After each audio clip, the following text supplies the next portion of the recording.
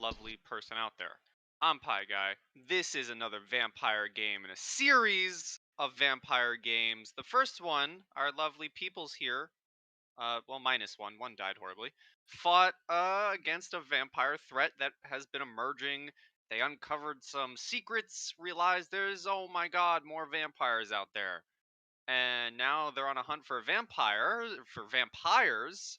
And in a previous game, this lovely person here joined a crew, fought against some evil beasties, and saw a vampire off in the distance. And now we're here, and now we're doing character introduction from left to right, starting with Sankin. Well, hello. I'm Senkin. I was at the last vampire hunt where we developed, I guess, we now have a vampire crew to hunt them and kill them and whatnot. I play with fire a lot. I burn things. I'm also a druid who, well, sometimes you just gotta burn the forest to make it grow back alive. Santa's a demon. Don't listen to anything she has to say. I have a cursed sword. Let's go. And next is Chip, the one that loves Santa. Hi, my name's Chip, and Sankin really shouldn't be talking too bad about Santa, because Santa did bring him back to life, and Santa is a great person. And he is real. You can't tell me otherwise, because I met him. He gave me cookies. Well, his wife gave me cookies. She's super nice. But I'm originally from the North Pole. Came down here to visit. Ended up hanging out. Met my friend Sankin.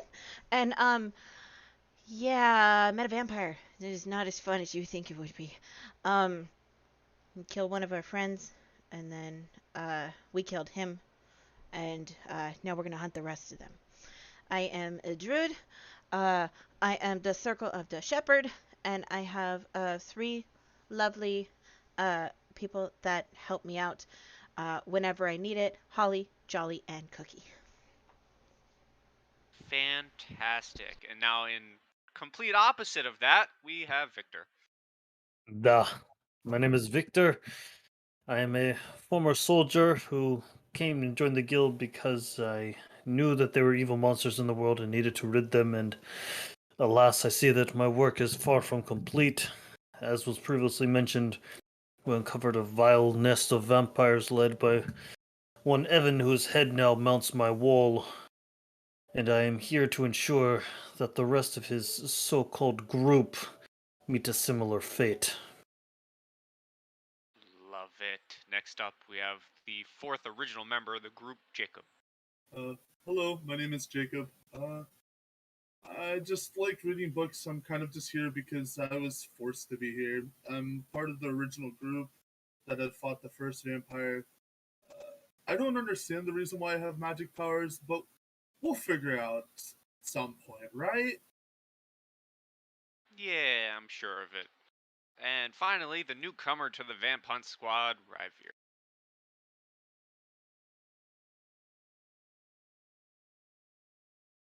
Introduce yourself. You're muted. It's because I was eating snacks and they were loud.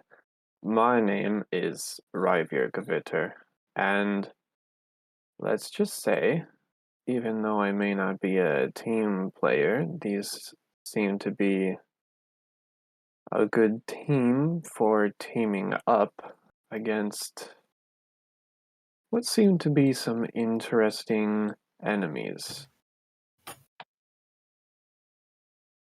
Lovely, lovely. And as all of you are sitting in the Dungeon Delvers Guild, um, Chip and Ryvier, you guys, have the knowledge you did from the previous game where you fought beasties and saw the one vampire flying off towards a town. Chip, you are more than free to relay that information because I believe that's what you were rushing to do at the end of that game. Yeah, so uh, Chip basically, as they leave the church that they were at before, just takes off running towards the Dungeon Delvers Guild, and I'm assuming Ryvier's like hot on her heels because she said something about vampires and just starts running.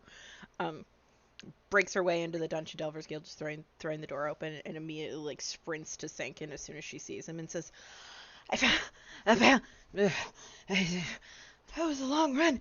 I found another one. Another what?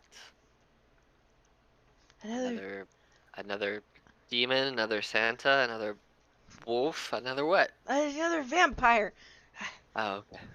Let's Hard. go kill it. Yes. Uh, oh god. So that was so far. Um. Here, and I like snap my finger. I like wave at the bartender. We need milk. Make it warm. Yes. He So he yes. he gets you some more milk. She like takes it and chugs it like a shot and slams slams the cup down on the table. Bam. Okay. Okay, I feel better. This is Ryvier. She like turns around, points to Ryvier. He is interested in joining beating the vampires as well. I mean, that's fine. I'm not like the group leader or anything. Anyone's welcome to help us kill vampires. We did lose someone last time, Ryvier. I don't know if you're aware, um, that you can in fact die by vampire bite. So just stay out of their mouth, because I can't bring you back. So just a heads up. Great. Yes, just don't get bit. But are you wearing? Is Ryvier wearing heavy armor? What would I see when I see Ryvier? Driver is, I believe, in splint. Okay. I don't think they can bite through most of that. Just protect your neck. I think you'll be okay. I'm gonna stay at the back, and my little fire friend will fight for me. He also has a angled shield on his back. So I like it. I like it. Well, I guess we better get the gang back together then, huh, Chip? I think Jacob and Victor are probably around here somewhere. Wouldn't shock me.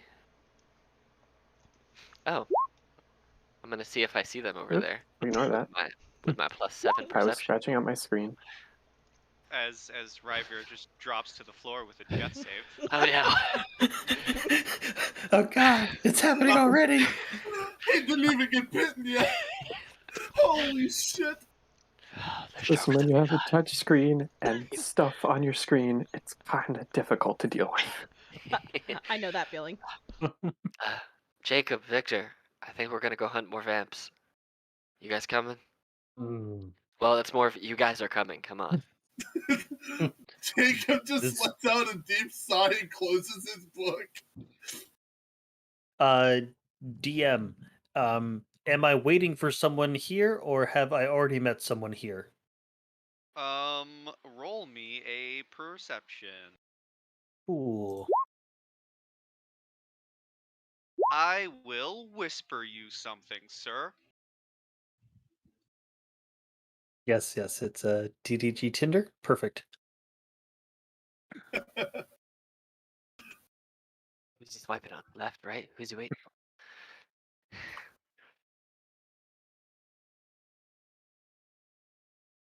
You continue what you're doing while I whisper. Victor would be sitting over on the side, reading a book, How to Love Your Skeletons. You can see that he is nearly at the end of said book. But upon hearing his name and the mentions of vampires, he would stand up and walk over to Senkin. You look different from the last time I saw you. There's something more, I don't know, magical about you, I guess. You're almost sparkling. hmm, Have you been on drugs? Are you hmm. taking drugs? I You have shouldn't take been drugs, on many Victor. things. No drugs. Drugs are bad. But then give me the warm, fuzzy feelings. But no, unfortunately, this is not. I have been perusing the books here at the guild hall, trying to learn everything I can about vampires and this club that we are going after. If you will excuse me for a moment, I must go speak with someone. And you see him walk up towards the bartender. I think he's on a date. I think we ruined it. Did Hey, we Jacob, you coming? did we ruin that? Wait for it, Jacob. Jacob kind of gathers his notes and just starts to follow them. Jacob. Ryvier. Oh. Jacob. Oh, that's Victor too, by the way. Ryvier. You would see Victor would turn and wave and say, "I'll be right there. If you want to wait outside, I'll only be a moment." I'm sure. Jacob kind of gives out like this really half-handed like handshake. Ryvier crushes your hand. Oh, Jesus. He really does. Make a dexterity saving throw, Jake. Oh, I'm about to fail the fuck out of this. 1. Yeah, watch it be a 1. Natural 1, please. That'll be hilarious. Let's just compliment each other perfectly. Oh, this is Oh, close. Oh. Man has indeed been crushed. Oh no, my hand. Yeah, that was my spellcasted hand. Learn quick. If it Oh, God. was a natural 1, I would have to say that it was a spellcasting hand. There you go. You know what? For Alright. the funsies, you take 2 points of damage. Okay, I can accept that. That's fair. We can heal you back if worst comes to worst, or you can heal yourself. Or we can just wait. Me You know. heal myself? Who would? I couldn't do that. I don't have any healing spells. Right. Well, should we go wait outside for Yeah. Victor? Yeah, we don't want to interrupt his date if he's trying to meet somebody. At least he can politely tell them goodbye. What's a date, As- anyway? I'll explain it to you in a minute. Meet me outside. Okay. As we walk outside, I'm going to look over my shoulder and see if I can read their lips, because with the observant feat, I can read lips, and I have a passive perception of 22. So, you know. Ooh. So are you like standing in the doorway, or are you walking outside, leaving the door open? I'm just gonna kind of lean against the doorway and just kind of look at the group, and then look back at Victor and the bartender, and whoever's face I can see, I'm going to try and read their lips from afar. Okay. So you're doing that. Victor, you walk up to the bar and the bartender. Just for funsies, we're gonna put on some. Let's put on. Let's see. Yeah, okay, we'll put this on. Just for funsies. Victor, as you walk up to the bar, the bartender kind of gives you a nod and kind of goes underneath the bar and like begins grabbing something, and you see him put up what looks to be some sort of like lockbox onto the counter, and says, "I was told to give this to you. I don't know what's in it. I was just given some gold and said to deliver it to you." Thank you. I take the lockbox and I give him 2 gold. He takes it and gives you a nod, and kind of just goes back to what he's doing. So, Sankin, you would be able to read that from, you know. Yep. I would just casually keep staring. And then if Victor happens to see me at any point, I will just like quickly turn my head the other way and pretend I wasn't just looking at him. Let's just see here. Are you? I mean, I'm standing in the Oh, doorway. nope. Yeah, probably not. I mean, I can roll I don't know, sleight of hand or something if you want, just to see. No. I have a -1. My passive is a 9. Okay. Yeah, that's fair. I would So notice you noticing me, noticing you. So you see, you would see Victor take the box and put it into his bag of holding, and then take the key that was also given and put it around his neck, and tuck it into his plate mail, his plate Okay, armor, and then start walking out the door. lovely. Well, I think we're ready for you, Victor. I've been waiting. This Look, you on. see Chip's out there doing her Chip thing. She's just way too happy all the time. Apologies, I had ordered something, and I had been told that it came in, and not knowing how this is going to go, I had wanted to make sure that I had paid my debts before we went out to hunt these monsters. You order out of curiosity. It is a good bottle of vodka from back home. That tracks. You gotta share later, though.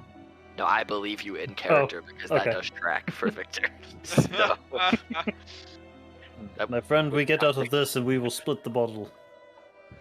well, I say we open it and pour it rather than splitting it because that's how you make a mess. But I get your point. Let's do it. All right, let's go. So Chip, you would know that, and because you were the one who rolled the highest that game, Chip, you would know that the vampire you spotted was last seen flying towards the town of Oxand. How much time has overlaid between Ryvier and I getting back to the guild hall versus when I saw the thing flying away? Like, does it seem like it's going to be a full day's travel, or what? It'll probably take at least, a full day, like a day and a night. Well, like not day and a night, but it'll probably be like you'll have to rest tonight halfway through the travel. Okay. The reason I asked that is because I already set her to a long rest. So if this was like back to back, she wouldn't have had a long rest in any spell slots she used last game. Gotcha. I wouldn't have access to. So that's the reason why I asked. Gotcha. Okay, cool. So yeah, it looks like it was flying in the direction of Oxand, but I don't know if it stopped there or if it kept going, but that's definitely the direction that it was going. Well, there might be someone who's seen it if it moved past it, but I think that is definitely the place we should start looking.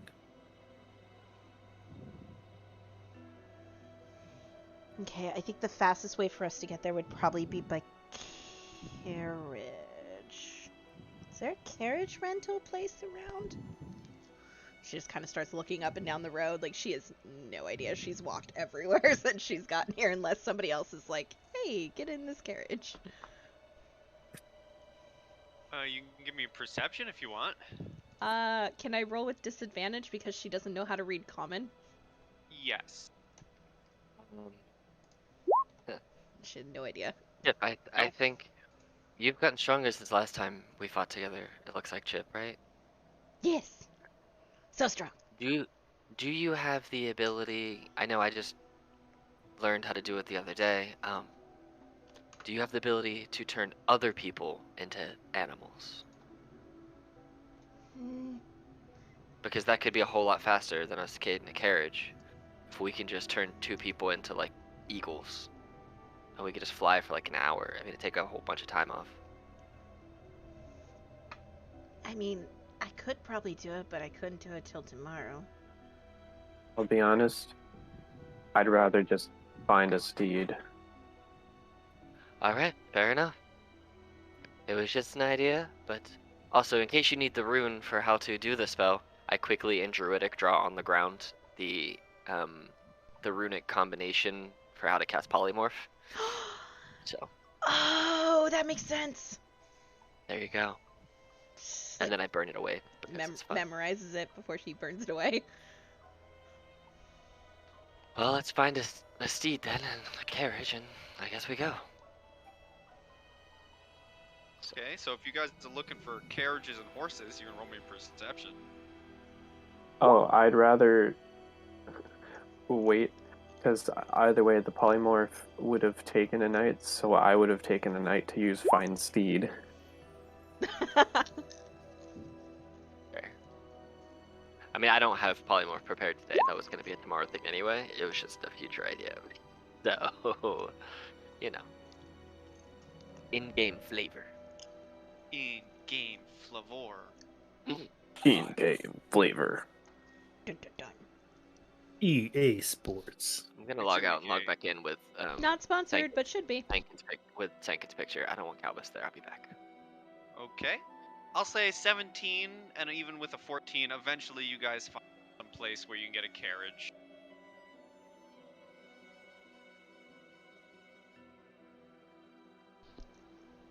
Don't we need a horse? I can't. Well, I could pull this, but I couldn't pull it for very long. And then I'd be really tired. I'll say it comes with the horses, but however, for total, we'll just say for ease, 150 gold. 150 gold? Yeah. Or 1? Jesus. 150. Well, I guess we all have to split this, right? Would be fair, but. And you just see Victor walk over and pay the full tab. Let's go. I do not want to dally any longer. Chip is confusedly looking through her bag trying to find her money. She doesn't understand the concept of money, so she doesn't even know where it is in her bag. It's just, her bag's just a mess. Alright, well. I guess we should go. Who's driving?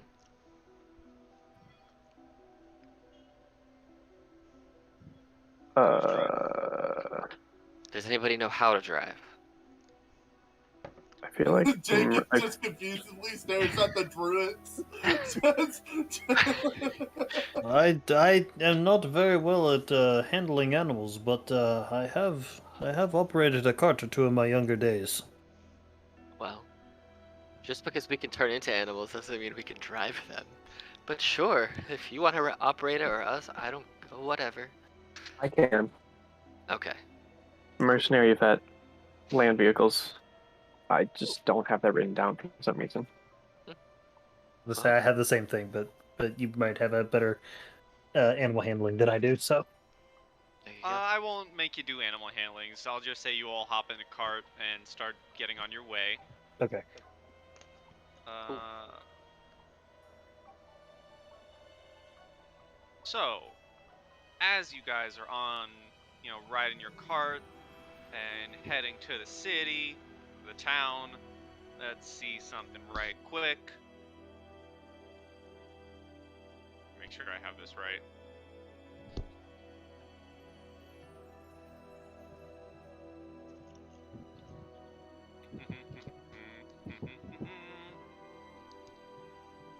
Yeah.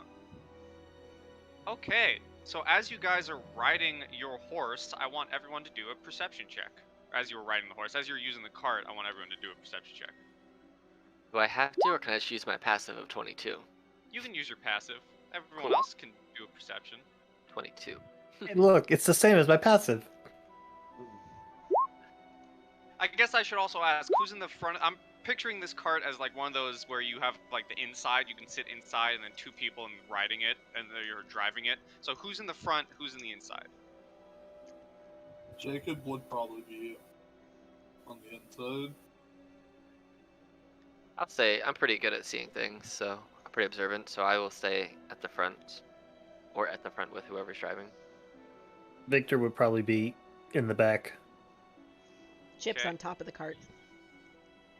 Not shocked. She's All right. she's sitting on top of the carriage section. So Jacob, let me do something quick. So Jacob, you hear this. Ryvier, Chip, even with a 9, you see this happen. Ryvier, Chip, Sankin, all of you hear this and see this. Victor, you're the only one who doesn't hear or see anything because you're inside and you rolled a 9. Yep. Almost with no time to react, something large comes barreling out of the sky, grabbing one of the horses and flying right back up. I cast a spell as it comes to as it tries to steal our horse. You can certainly try. It's very fast, so I'll say whatever spell you're casting is at disadvantage. It is the Speedy Boy. That is fine. As it is trying to grab our horse, it needs to go ahead and make for me a strength save of 15, please. Ooh. Or it's this spell. Yes. Strength save, right? Yes. It got a 17. Damn. You see these weeds come up and try and grab onto the horse and onto whatever this thing is, and it just pulls them out. I just can't catch them fast enough. Yeah, it just basically rips one of the horses out of the this whatever it's called that's holding the horse to the carriage and just rips it off and continues flying. Well, I have another spell I can get him back with. So. And Sankin, Chip, and Ryver, despite it being a pretty damn fast creature. You all, Stankin and Chip, you definitely, and Jacob, you definitely recognize this creature as one of the large vampire bat-like creatures who you originally faced off against. Oh Do I have no. time to throw another spell at it? It's up in the clouds. How far away would you say that is? Let's see. I'd say probably 50 to 60 feet. Oh, that's fine. I have a 300-foot range on the spell. Oh, well, there you go. I'm going to cast Earthbind, so it needs to give me a strength save of 15, the actual thing that's Alright. flying. So, It got another 17. damn. Trying to bring it back to the ground. Actually, it got a 2. Or it rolled a 2. Ooh, okay. You see these yellow strips of energy just rip around this thing and start to drag it back down to the earth. Does Also, are we still supposed to be immediately... No, it's Yeah, 60 no, feet I'm per second. moving you. Yeah, it falls 60 feet per round, should I say. It safely descends, It but it like safely descends. slowly pulls them down. Yeah, and it can't... There's no save once it's hit, so it's just slowly getting ripped down. So basically, Ryver, do me a quick animal handling check for the cart. Burn 2 spells, but hey, we got it! So... Sure. Nice. 15, you're able to steer it off the way. I'll say I'm actually gonna move you guys right here. You're able to Yeah. steer the cart off the way as the creature. I guess the horse would still be in its clutches, huh? Mhm. Comes Because I only affected the creature, not the horse. So... barreling down to the ground, right here. Oh, that Okay. thing. And you may all roll initiative. Cool. Let me put on some music. DM, I do remember how many spells I had left from the previous adventure that I was on with her. Do you want me to mark off the amount that I had used in the original one, since that full day hasn't completed yet, or are you okay with me just having all my spell slots? I'm okay with everything being refreshed. Okay. I absolutely do not remember, so I hadn't given her a long rest until the start of this game. That's why it's so fresh in my memory. Because I was like, why do I only have like 2 first level spells left and like 3 second level? What's going on? yeah, I was gonna say that if Ryver wasn't handling the rest of the vehicle, he probably would have taken that disadvantage swipe, but that wasn't his place to swipe. Yeah, you had a very important job to make sure we didn't get wrecked. So, I'm glad you handled that. I do not want to end up underneath the vehicle. Well, it's its turn first. Oh, damn. No, it's not. It rolled a 13. Oh, shit. Ooh, okay. Well, I look over at Well, it's Zankin's Victor turn first. confused at the magic that is happening. I have yellow on me just because Earthbind is a concentration spell. All right. So, how far away am I from this bad boy? Let's see. I am 40 feet away. That's cool. I'll move 10 feet here. I'm going to use my action. I'm going to burn a wild shape, and Fred is going to appear right in its face. I need it to make a dexterity saving throw, or it will take 11 damage. So it needs to make 15, I Alrighty. believe, for dex. What's my spell save? Yes, 15. Well, it doesn't take any damage, but Fred is there. So, But Fred is there. and then, so I can make it do. It takes its turn immediately after me. Cool. Unless I take a bonus action, and so I haven't used a bonus action yet. So since it appeared, can I have it use a bonus action to attack it? Is that something you can do? I mean, it takes an action for me to summon him using Wild Shape, and then if I use, it takes a bonus action to command it to do something. Then sure. Cool. Alright, I am going to have it do Fiery Teleportation, and it's going to move 15 feet, 1, 2, 3, this way, and it needs to make another dex save or take 7 damage. So take 7 fire damage. Nice. And that is the entire. I'm actually gonna move 1, 2, 3 for my movement too, and that is all of the turn for Mr. Senkin. All right, Jacob. Well, this might be a surprise to you what I'm about to do, but take a walk, guys. Well, I love how I roll a natural 20 and then a natural 1. It's perfect. I love it. It's karma. Okay, that's my turn. Chip. I expected his turn to last a little longer, I'm not gonna lie. That's what she said. I'm a sorcerer. I only do so much. Okay, is he respectively on the ground now or no? Yeah. Okay, great. I'm gonna point a finger in just that general direction. And go, all right, Sugar Plum. Let's have some fun. And I'm gonna summon Sugar Plum right there. But Sugar Plum is gonna be summoned at level 4. I'm gonna use my 4th level spell slot. And I'm going to have Sugar Plum go at the end of my turn. That is my action to do that. And then, as my... can I do that as a bonus action? Yeah. As my bonus action, I'm going to clap my hands together. And I'm going to say, alright, Holly, let's do our stuff. And I'm going to summon Holly as well. And Holly's going to go right there. Ooh. And Holly has a 60-foot radius, so be prepared for the Am prepared. radius of Holly. Bam. Love to see it. And then we traditionally have Sugar Plum go at the end of my turn. I think that's how that summons goes. Accurate. Awesome. So Sugar Plum, because she was summoned at level 4, is going to have 2 attacks. And no pack tactics at this time because there's no ally within 5 feet, but they are considered magical. First attack is it's actually a natural 1, unfortunately. I had advantage still on, I apologize for that. And second attack is a 6. Wow! Yeah, they both miss. She's just waking up, she's tired. It's fine.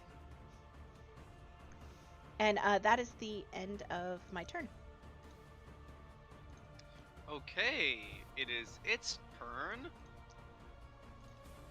And thank you for telling me that, Mr. Senkin. Yeah, I was just rereading and I stuck just, there. I want to stay above board. It just can't fly anywhere, so it can move. It just can't go up in the air. So, Gotcha. which is still helpful. It is still helpful.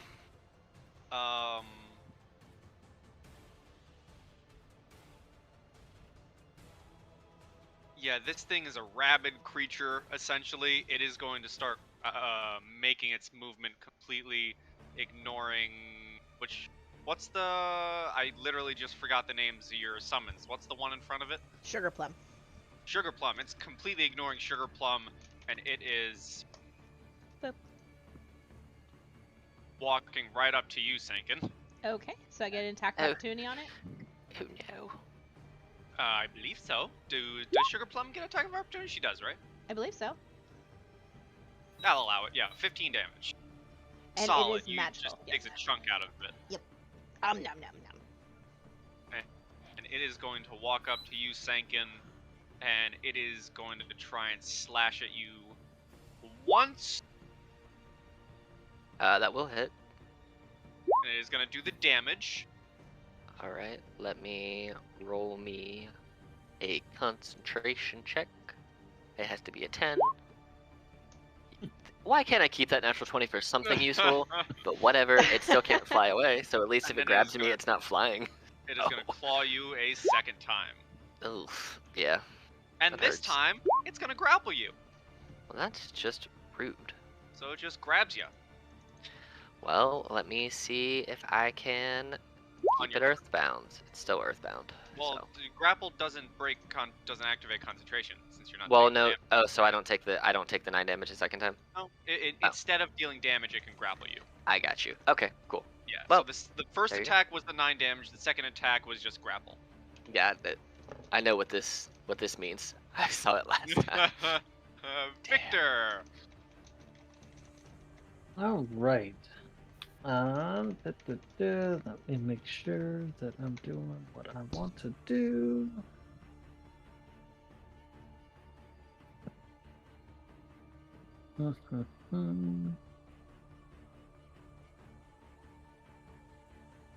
Okay. You would see Victor go running up 10 feet, and then suddenly, for those of you who have played with Victor before, you know exactly what's coming.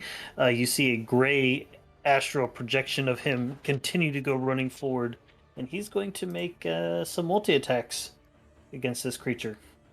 Reminds me of the decoy from Halo. I think it was. Yes, yeah. Actually, that's a very good analogy to it. So attack number 1 is a 17. That does hit. Okay. For 8 damage. Okay. Because of that hit, its movement has now been reduced by 10. Ooh. Just for future. 13. Misses. Misses. Okay. And then I'm going to use one of my Unleash Incarnations to get one more hit against it. That will also miss. Man, Yes, these Unleash Incarnations do not like that. Is that your turn? Yes, that is my turn. All right, Ryvier.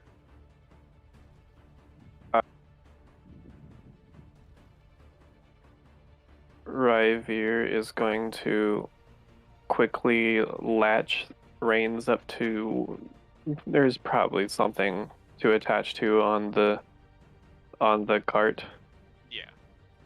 Step off and walk slowly over this way, making sure to be 10 feet to him, and is going to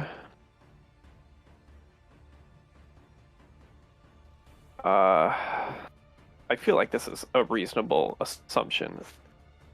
Protection from evil and good himself. Okay.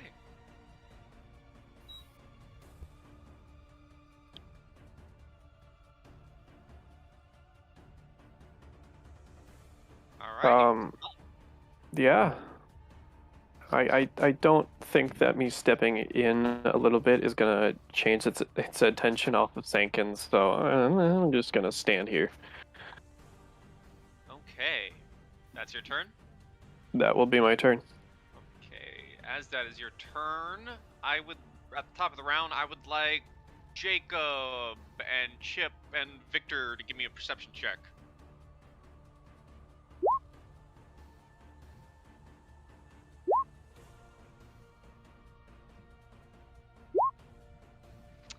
Okay, Chip's the only one to notice that at the top of the round, as you guys are busy, another one has flown in and landed. From behind this time.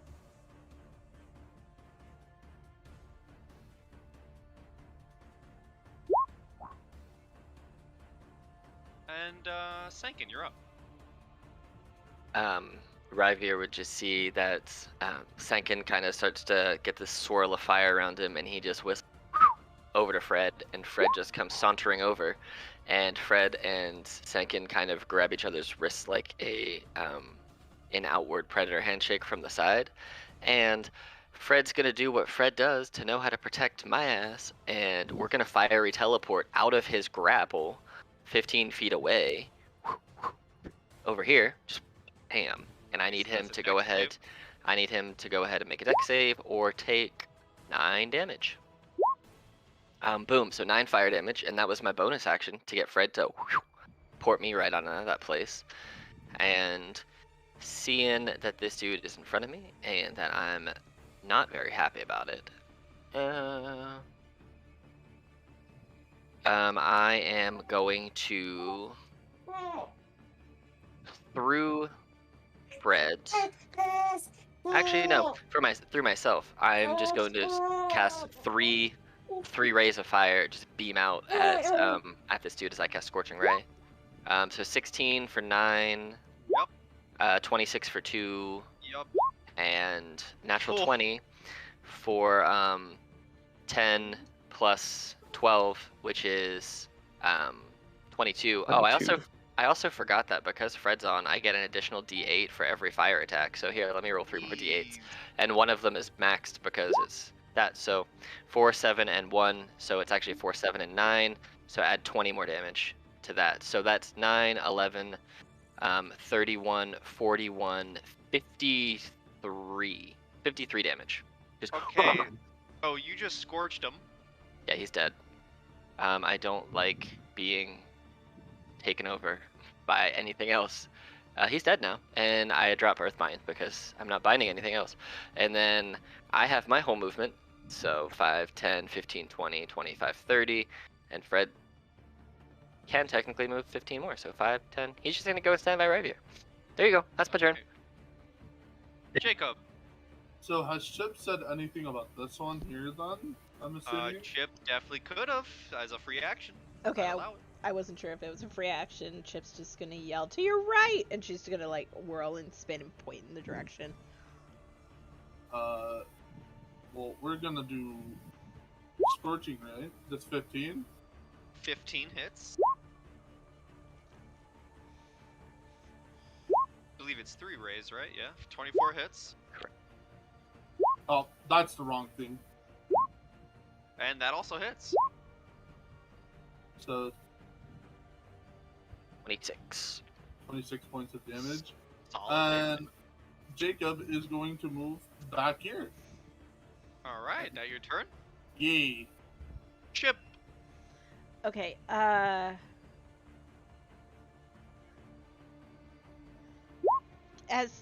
if this is a free action, that's awesome. If it's my action to do it, that's fine. I want to roll another perception check and see if any more are coming. I'll allow it for free.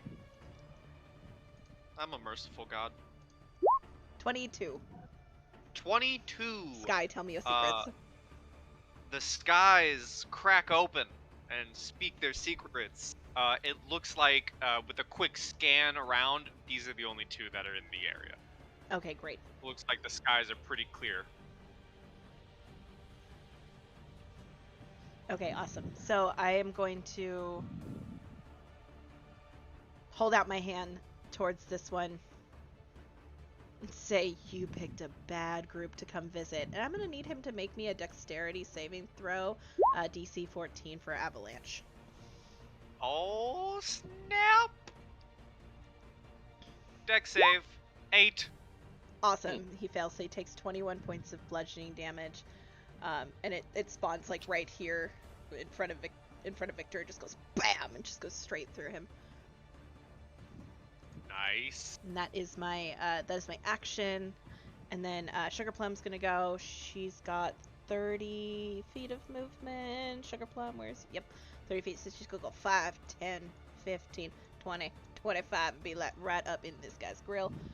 And first attack is a 14. Misses. Second attack is a 22. That hits. Awesome. Take 12 points of piercing damage from a magical maul attack. Nice, nice. And that your turn? That will be the end of everybody's turn. Holly's just skipping around in the Okay. air. Victor, are you here? Duh. But a little encumbered, so movement is difficult. But my echo would go up. I believe that's 5, 10, 15, 20, 25 feet. And he's going to take some attacks. Alright. So attack number 1 Hits. for 12 slashing. Again, movement is now reduced by 10. Attack number 2 Hits. for another 6. Bonus action Morningstar Hits. for 6 more. And How would you like to kill it? So you see the echo just go slashing with both of his battle axe attacks, and then you just see his Morningstar just come up and just crush down right into through the skull. Nice. So you just made basically paste across the road. Oh, no, wrong. I just started new music. Whoops. That was horrifying. You told me there was no more coming. How dare you lie to me? And that's combat over for now. Okay. You would see the echo just sort of turn and like walk and absorb back into Victor. And he would like to come over and investigate the body and also try to collect like a blood sample of it as well. Sure. Roll me a survival for the blood sample and investigation for the investigation. So there's investigation and a oh So 7. Um, I'd say maybe if you have a vial to be able to scoop it up, and you maybe get like just like it's really it's hard to do. You don't know how to really. You're not the best medical person. You don't know the best way to extract it without possibly just destroying it all. So you maybe think maybe it's best I shouldn't. In okay. investigation, however, you do find that these creatures from your similar to your last go around with them contain or not contain but kind of carved across their skin are the same almost glowing like dark runes across their body. Are these like nearly? He would have like the a copy of the runes written down. Are these the same runes, or does it appear that this is like a different branding almost? They look to be similar in creation but different inscribements. So like they're the same, but they're different actual runes compared to Okay, the old yeah, ones. the placement's the same, but like the ordering of the runes and the runes themselves are different. Yes. Okay, Victor would immediately call over to Senkin, Chip, and Jacob and point this out. Uh, Jacob would like to go up and look at it and write it down in his journal. Okay. Would also Jacob be able to attempt to collect, like, sample? Because I'm gonna assume that he also saw Victor doing it. You can roll a survival. I'll say you're a bit more knowledgeable. I'll say you can get like you can get one vials full of vampiric blood. Okay. He kind of shakes the vial over at his boy Victor and goes, "Don't worry, I got you, buddy." Much appreciated. So, Do you keep the vial, or Yeah. okay? For now, I'll Okay. give it to you in a little bit, but River, you were saying something? yeah, I'm gonna grab, or I'm gonna reel in our horse. Yes. You can certainly try, as the horse is nowhere to be seen currently. Oh, A giant vampire bat just attacked a horse and fell to the ground. It ran off. You do see tracks, but it ran.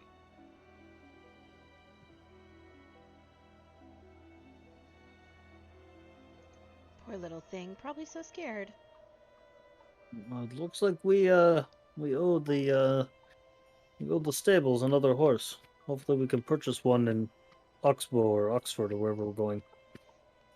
It'd be funny is we could just turn into horses and pretend to be the horse we return until nightfall and then shape back and run away and not have to owe anyone anything. Prince. That would be hilarious, but That sounds naughty. I mean, wouldn't yeah. that put you on the naughty list? You get it! He winks at Senkin as he says it. You're gonna kill Santa one day, you realize this, right? Chip looks way too happy that you made that reference. It's like, oh, he understands! It's my threat to Santa. Yes. I assume at this point, Chip just ignores all of my threats about Santa. Yeah. Yep. It's just like, oh, you. It's that kind of response every time that you're like, I'm gonna kill Santa. It's like, oh, you. I will kill him. How much time is left in the day today for Let's traveling? see. Canonically,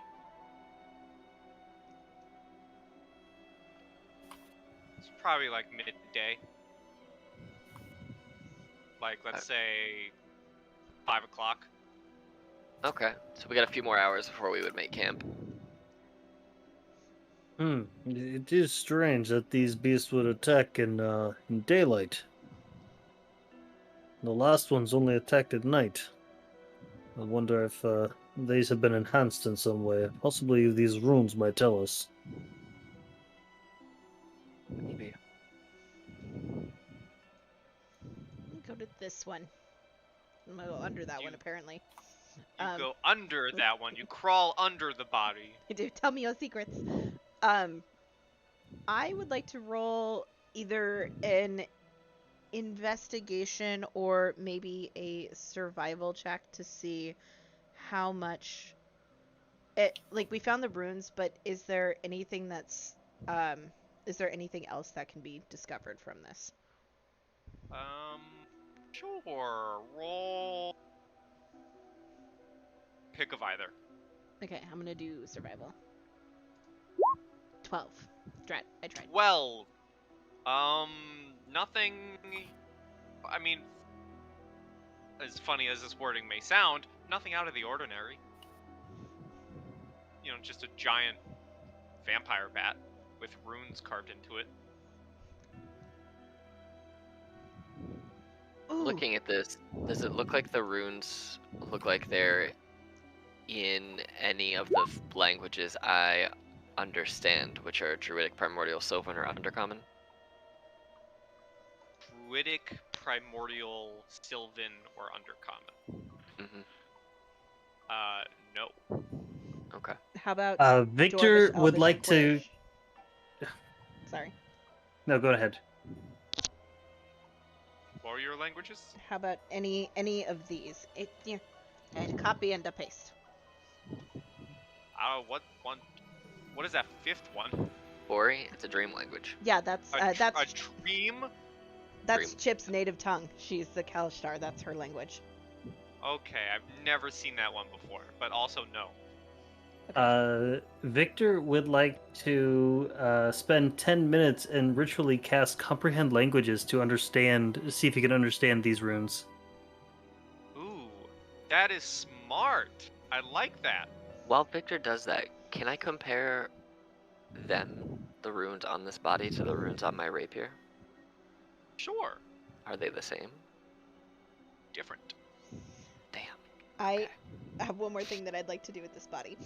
Can I roll an arc? That sounds okay. You know, that sounds weird. Calm down. It's Chip. I can get away Make with it saying cool. stuff like that, and it's Make super it to innocent. apply. Can I roll an Arcana check on it to see if it is, in fact, if it's being affected by magic and not by like a DNA enhancement? Sure. And then we'll get to Victor. Dang it. You got no clue. Victor, I'm gonna whisper you something, buddy. You're just getting all the whispers. So this is a long shot, but Ryvier would spend some time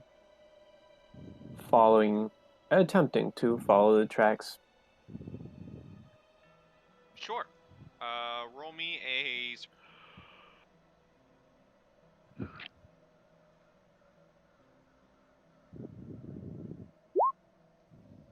Hey, look at that. I'll say it takes you about maybe 30 so minutes, but you do eventually find the horse. Oh, yay. Wow. Didn't expect that. I'll sit with it for a little bit before I try to get it to come back. Okay, roll me if you're sitting with it and chilling, roll me animal handling with advantage. Thank you. Yay. Yeah, I'll say it takes a little time, maybe a few more, like 20 more minutes, but eventually you can coerce the horse back.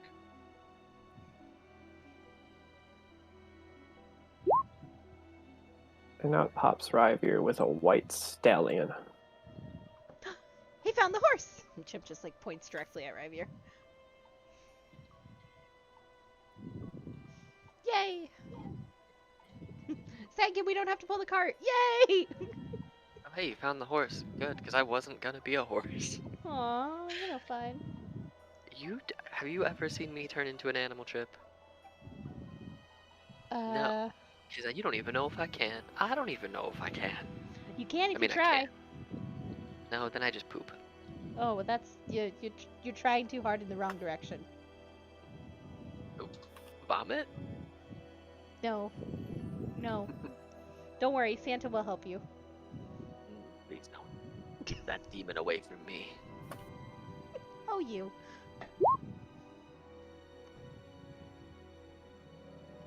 That is what you get, Victor. Okay.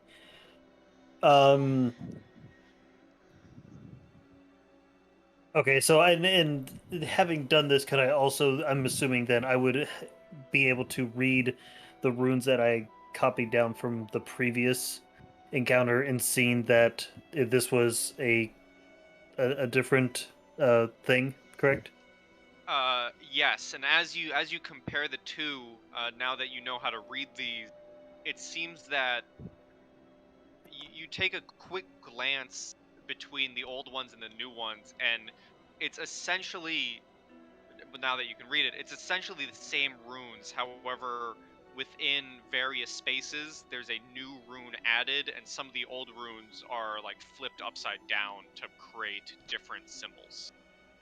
Okay. So Victor would pull the group together and show him sort of what he's found. So it appears that we were partially right.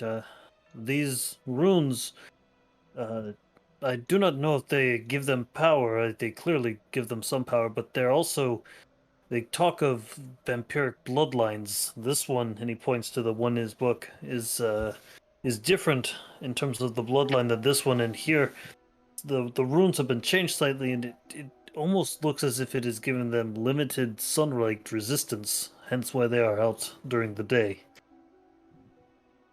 You can read these runes? Uh, it it is a little bit difficult, but I feel like I'm starting to get the hang of it. Yes. Well, can you tell me what this says? And I unsheath my rapier that I got in the last game that we played in that I was with Victor, and I kind of hold it up in front of him. Can you read these? As I I was show wondering him if the you runes. still had the blade, my friend. Yes, Yeah, well, then, I don't feel the urge to ever get rid of it. I feel connected to this sword more than I've been connected to things in a long time. okay, Victor would take it and he would look at it and say, we should probably, I will be more than happy to read this once we get to a camping spot, but since we have the daylight, we might want to press on a little further. I will take my rapier back and resheath it. Okay.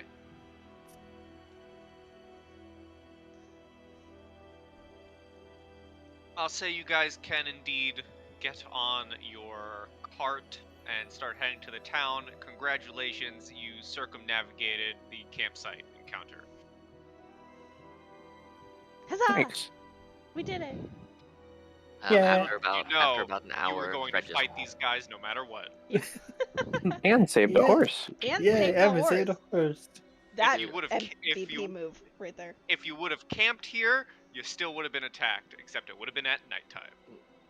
I will tell you, I never gave Earthbind the love that it deserved until last game, and now anytime I see Vampire in a game, Earthbind comes with me. Bring that shit to us. So I will say, as a few more hours go by and nightfall starts approaching, you do make it to the town of Oxand. Ooh, nice. Yay. Home of potions and lotions. Where we sell potions and lotions. I Bombs and heard salves. the finger guns. Yep, Oh yeah, it's important. undeniable proof. There's like Okay, posters so around town for potions and lotions as we all enter. once we have found a place to stay for the night, Victor would recast comprehend languages and read Sankin's rapier. Okay.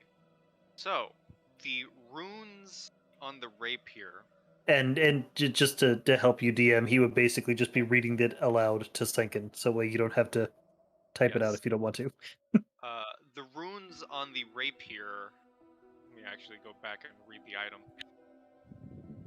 Just hot quick. Just hot quick.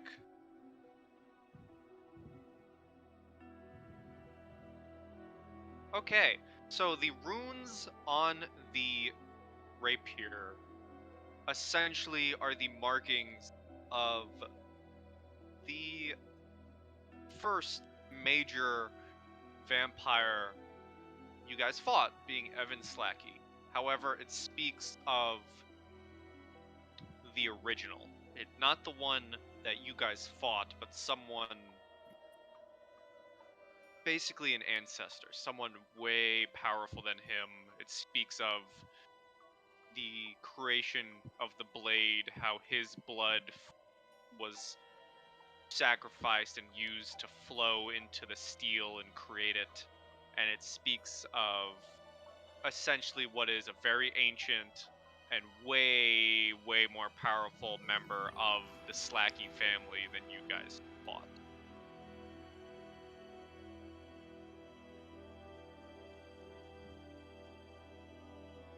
And that is the gist of it.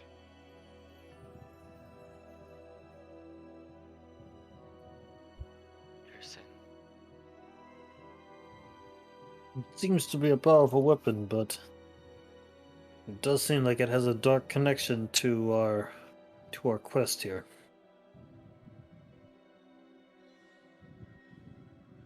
Good to know. Well, I will keep note of that and then go from there. Thank you. Of course.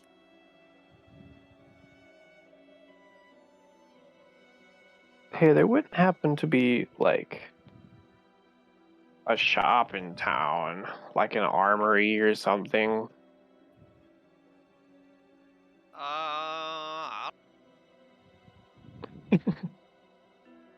There is there? I mean, it's a major town. I don't see why there wouldn't at least be someone that sells like basic stuff. Yeah, you probably wouldn't be able to Sure. get anything custom built, but I would say that there's definitely like an armory shop, a general store, things like that. The only thing that's Oh, really yeah. custom to my personal design of Oxand is potions and lotions. So yeah, you can Okay. find it. No potions there, so you could probably get potions. Then I would love to try to find an armory.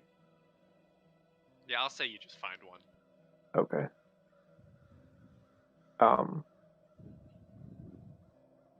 Would they happen to have any plate mail available? What kind of armory do you take this place for? Sure they do. Then I would love to. I just realized I have this. I would love to trade in my splint mail, maybe even for a discount. And if not, I have the 1500, apparently, for plate mail. Or plate armor, I should say. How much is Flint? Splint is 200, so it would be 100 flat, but as a bargaining, it might catch more. I don't know. I'll say trading it in, you can take 100 off of the plate mail price. Yeah, okay.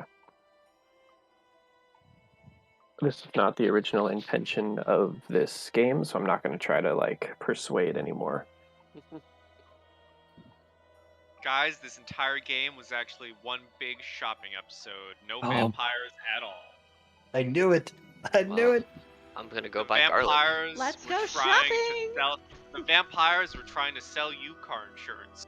You Cart read insurance. you read the runes carved into the forehead, and it says potions and lotions. Yes. It's an aggressive advertising campaign. Delric's starting to use vampires to advertise. They grab people and take them directly to potions and lotions and won't let them go until they buy something. Oh Hey, darn, guy. looks like you need to buy a healing potion. Yes, I heard my name. While we're in this town, is it possible for me to get a hold of an herbalism kit? Yeah, sure. Sick, thank you. I also will say, at this point, night has fallen. Yeah. So we need to find the place. Are we resting or are we trying to find a place? I mean, you guys find a place simple enough. Let's Okay, cool. How much do we owe them? Uh,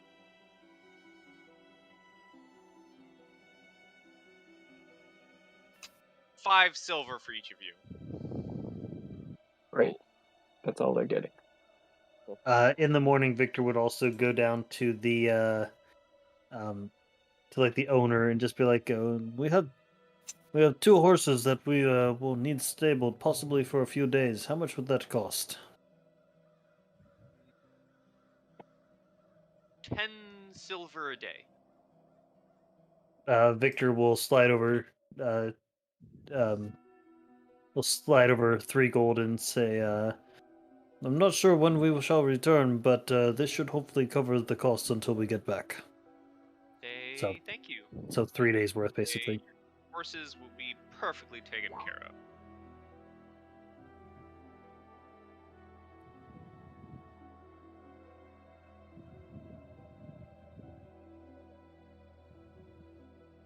Pip, would you like to do me a survival check, please? I would love to. Just living out in the wilderness. Hopefully she shows to be pretty good at that. Survival. Yes, she does. 21. Yeah, I was gonna give you advantage, but you don't need it. As you guys are, doing your thing and getting ready and everything, Chip, you kind of pinpoint that last vampire you saw flying. It wasn't necessarily, it was flying in the direction of Oxand, but as you go asking around a little bit, people kind of pinpoint exactly a location for you, and it kind of rings a bell for where it might have been heading. A ways off of Oxand is a long abandoned cemetery. Okay. I will. No one would probably let Chip wander alone. She will turn to whoever is with her and be like, "Okay, looks like we're gonna go to the cemetery outside of town." I don't know who's with her, but I really doubt anybody would let this idiot walk around by herself. We would not.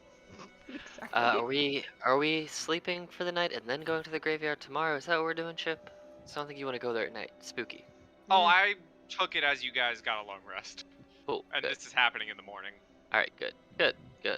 And you got my stuff, so good. We're good. We are Yeah. good. We're Gucci. By the way, I would have spent all 2 of lay on hands further crushing his hand, but getting it back to where it was. Lovely. You're mean. I love it. Well, the cemetery. To the cemetery. Listen, you guys. Hmm. I need to know this while it's still morning. How imperative is it to have magic weapons? Very. All right. There. Let me check something because I don't know if that's a thing that I have the ability to do, or Chip. What kind of weapon do you prefer?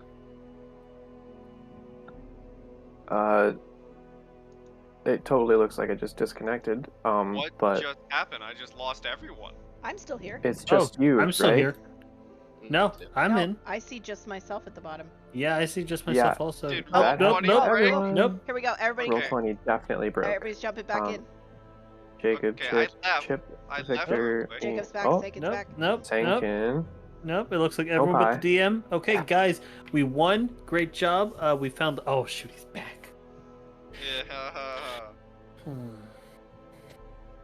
Um, anyway, That was weird. Ryvir hoists up his warhammer. I mean, I can make it. I can imbue it with some of my magic and make it magical for a short time, but I can also You lose that if see, I get hit. you see As Victor can reach I. into his bag, and he pulls out his spare +1 morning star that he's had since the very beginning, pretty much, Yeah. and says, "Here, she served me well for many years. Hopefully, she shall treat you well as for this fight."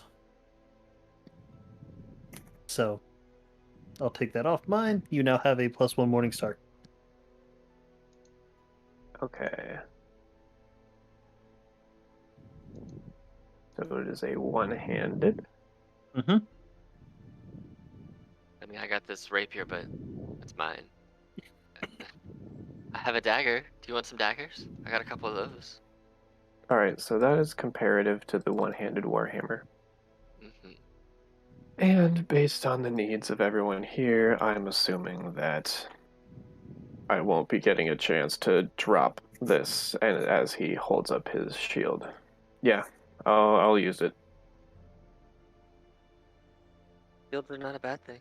I have one, look. And I pull out my shield, which is like made of real sturdy cedar and oak, and it looks burned as I have like basically I held it up and Fred kept slamming his body into it. So you have like this burned small elemental shape just like into my shield. We play a game and it's Fred runs at me and I bash him with the shield. We do that sometimes. It's fun for me. He doesn't complain because it's funny. But you know, it makes good design. Look at this work. It's strangely beautiful, but does Fred ever talk? I mean, to me, This is but fair. I will tell you though, Fred is a master of charades. He can is literally very turn fun. into any fire shape that he wants. If you want a fire dog, he's a dog. If you want a fire boy, he's a boy. If you want a flame tree, well, he'll just set one on fire. But, you know, Is he's this good. conversation happening while you guys are walking to the cemetery? Yes. 100%, 100% it's happening on the way to the cemetery. Okay, everyone give me a perception check. I can't use my passive because I'm talking, and I would not be passively. But here's my +7 with a 16. So,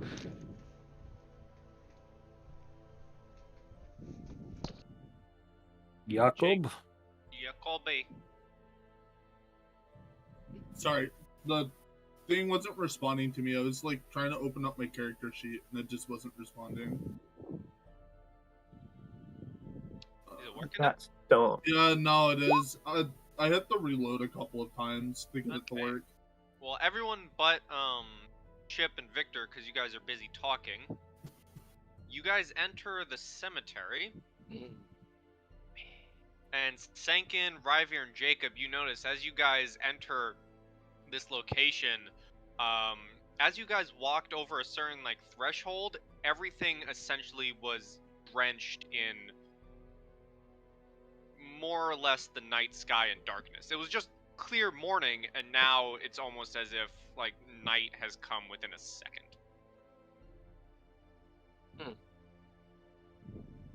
that's weird. It seems decently useless, but I will cast, or will use Divine Sense. Ooh. Okay.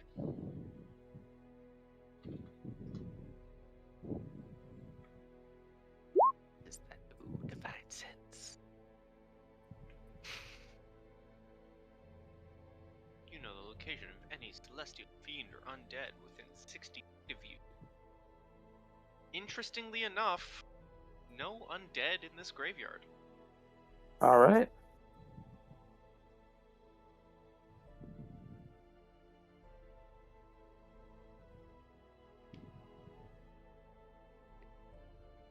Has the land been desecrated?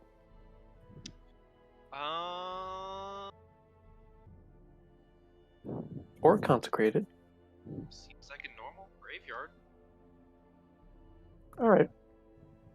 Just the shadowy barrier. Victor would summon his echo 15 feet in front of him and then move it forward 15 feet to see if it sort of gets any reaction. A few seconds go by after summoning it. Nothing. Is it lit enough that we can see without dark vision? Yes. Okay. Just to give a little bit more light, I will make a produce flame appear in one of my hands and just kind of throw it back and forth with Chip, since I know Chip and I typically use the same method to produce light since we're both blind in the dark. But just we're basically playing catch with a ball of fire in the back as we walk up. Not that it matters, because I don't have dark vision set on. There you go. Catch. Two little, like, mausoleum things, and then one large one. You obviously can't see inside, so for that, but...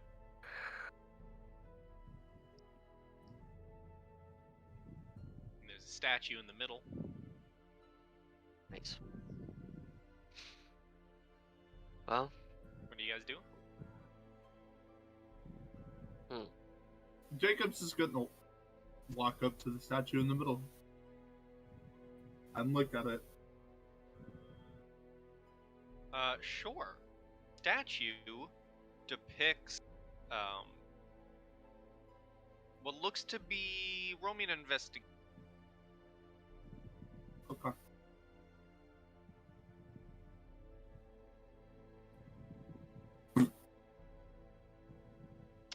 Eight. This statue looks to depict some sort of just generic warrior type figure. Okay. You don't know who it is, but Can Victor investigate it? sure. I'll move up there just in case. Just trigger something. 23. As you investigate it, you get a closer look. It doesn't have any plaques or anything. It's definitely a warrior of some kind.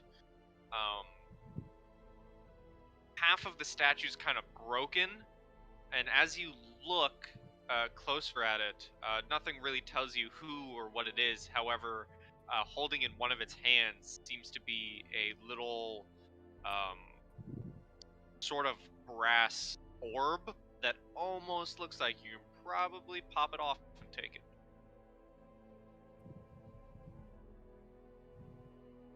Ooh.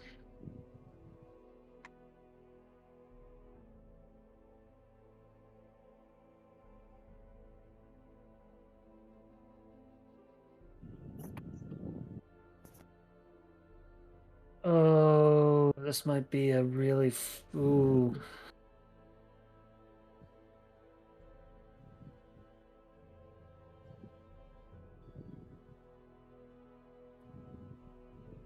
What's everyone doing while Victor's contemplating? Honestly, Ryveer is just gonna call out, "What are we looking for here?" It's kind of a strange magical effect, but Victor would bring everyone's attention to the orb.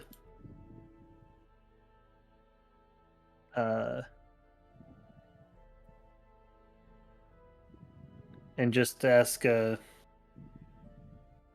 appears that this orb seems to be somewhat different than the rest of the statue. Do you think that we should try to remove it? oh, I've seen multimedia statues before.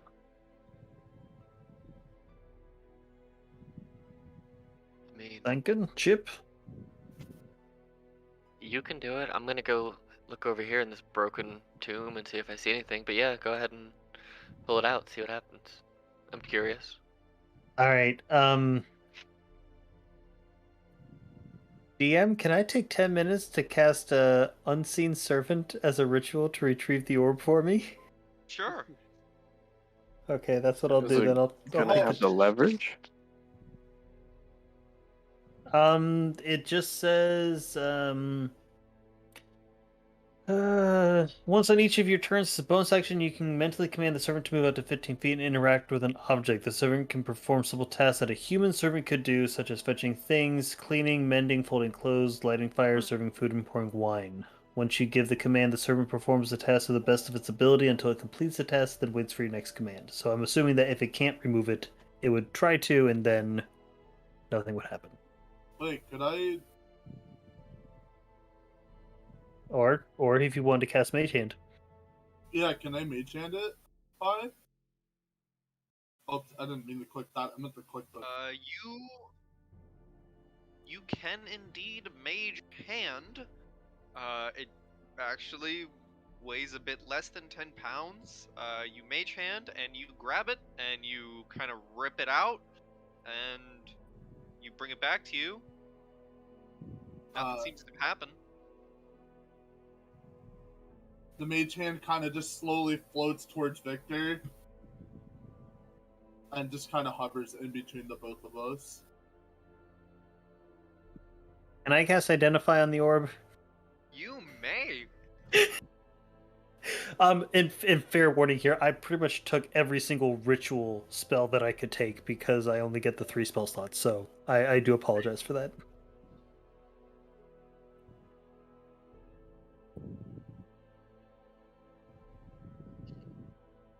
So you cast Identify. Yes. Well, he's taking 10 minutes to do that. Can Chip do something? Sure. So being kind of on the lookout for the craziness that's going on with all of this, she would be inspecting for any sort of tracks.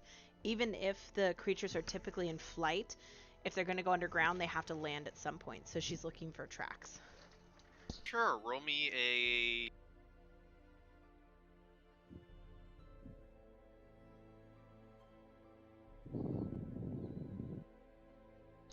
Roll you a what? It cut out for me. Oh, sorry. Survival. Sure. 17. 17.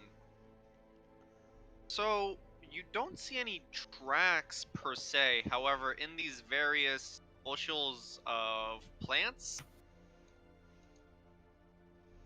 something is very, very off. Hold on. I have a thing for this. Hold on. I'm pretty sure I do. I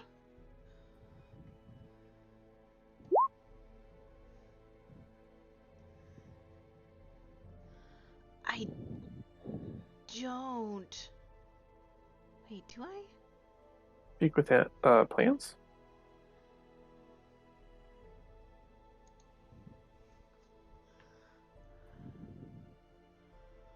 I don't have speak with plants. My I mean, you just have to prepare it. But if you haven't prepared today, then no, but I'm gonna look around. Are there any critters running around? Is there a rat? Is there a squirrel? Is there a bird? It almost looks like this place is devoid of life. Is there a spider? A.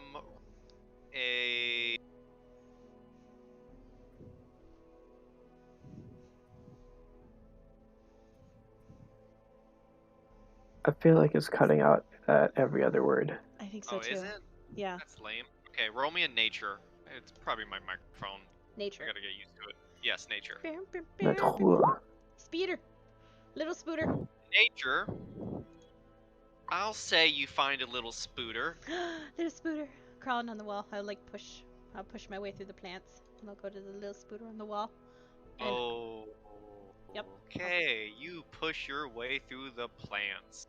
I'm very ginger about it. I'll slowly step aside and I'll say, "Excuse me," and kind of scoop my way to the wall. Well, as you do so, Chipperino. Uh-oh. Let's see here. Does a 13 hit you?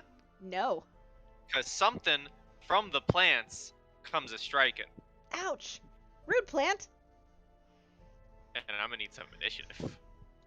As all of you, and this kind of breaks your 10-minute cast, popping up from various plants. Each of you see these creatures pop up. And you are semi-surrounded.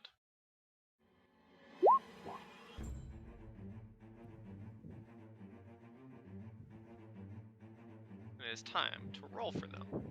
Woo.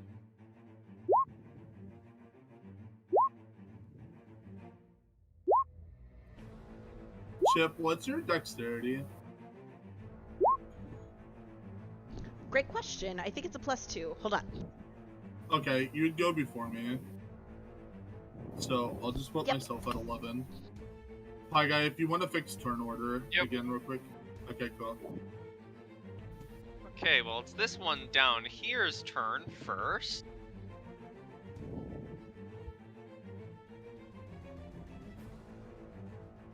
And he is going to 5, 10, 15 right here up to Sankin and go for some Vine Whips. Well, that's rude.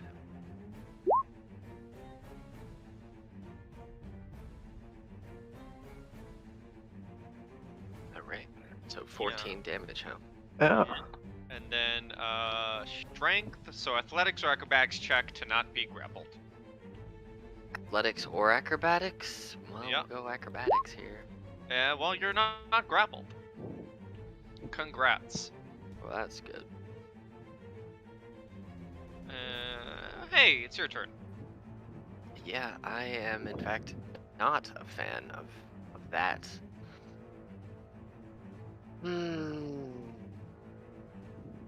Well. Alright. I have decided. I'm gonna summon Fred right there. I need it to make a dex save for me, or it will take 10 damage. It got a 20. And then, because that's my action, Fred's gonna move over here, and Fred's gonna grab both of us, use my bonus action, and pew pew, pew pew, pew pew, 15 feet away, and he needs to make another dex save, or take... 19. No, yeah, it doesn't matter then. I hit the wrong button. But yes, it... And then he's gonna move there. And that's it. That's our turn. Okay, why is Chip suddenly down here? Didn't you grab Chip and Sankin with Fred or no? No, Fred can only so I was down here, and Oh. Fred moved over to me and teleported. Yeah, Oh, I my can only make Fred within 30 feet, and then he can only teleport 15 feet. So Gotcha. Okay, my bad. you're good. Well, this one's gonna try and Vine Whip you again, Chip. 16. That hits. 6 points of piercing, and then athletics or acrobatics to break free. Okay. Or not be grappled. Let me get my 6 on there. -6, boop. And then... Oh, they're both the same. We'll go with acrobatics. 12. Ooh, you're grappled. Oh, crap. And because of this, it gets to take another hit on you. Vine Whip. Both of those miss. I don't know if it Okay. has advantage or not, but both miss. Yeah, I should probably put the toggle on, but it's just the first hit. This one is going to boopity boopity boopity. Do they Hello, not Sankin. see I'm surrounded in fire and have a fire spirit? Plants don't like fire. Go away. Anyway, Vine Whip.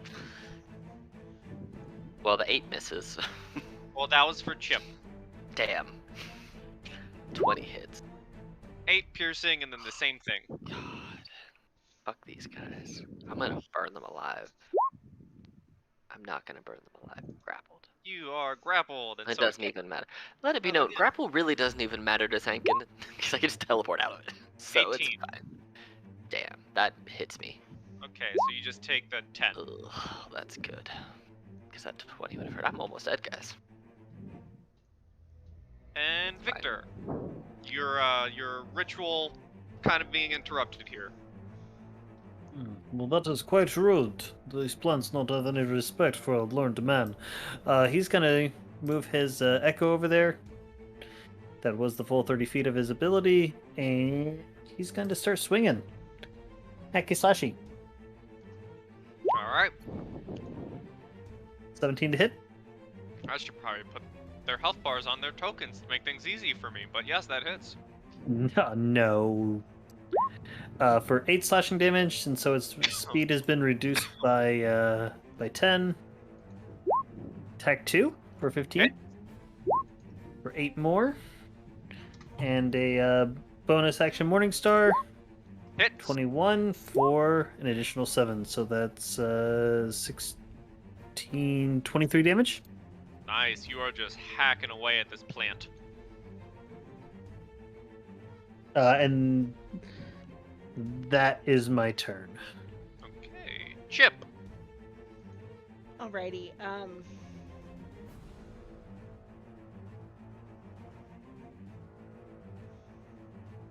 Seeing Senkin's looking bad, as a bonus action, Chip will call out to the stars and ask for Holly to come down once again.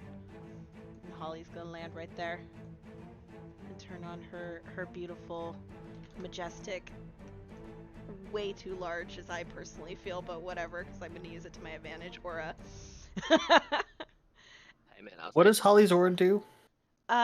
So Holly is the unicorn summons, and when she is out, if I cast a healing spell, it's basically anyone on the field. I thought it was within the radius, but I think it's just on the field, gets healing as well as my, it gets healing up to my druid level. Okay. Each Oh, wow. creature in the aura gains healing equal to my druid level. So, does it have to be a spell though? yes. Yeah, using a spell slot. Okay. Yeah. So I'm gonna call out Holly, and then I'm gonna struggle against the vines, but I'm gonna cast Cure Wounds on myself, which gives Senkin 7, and anybody in the aura who may have lost any healing would also get 7. But that gives at least Senkin a little bit, because I can't do healing word while I'm as I'm summoning Holly. So that is the end of my turn. Alrighty, Jacob, you're up.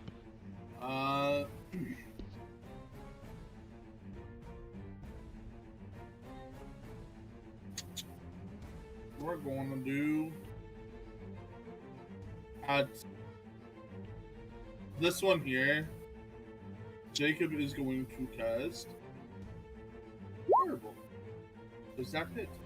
That does hit. 18 points of fire damage. Ooh. And then we're going to consume a sorcery point, the twin spell it, at this one here. Alrighty. That also hits. 15 points of damage. And that would be my turn, sir. Cool.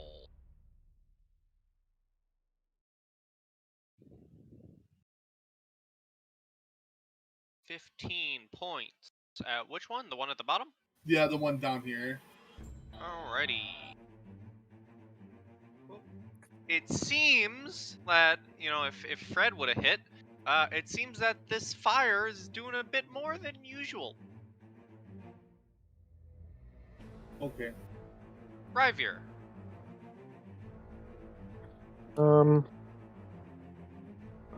Ryvier is going to take a cool 4 or 5 steps this direction and slam down with the Morning Star on top of the bush. Do it.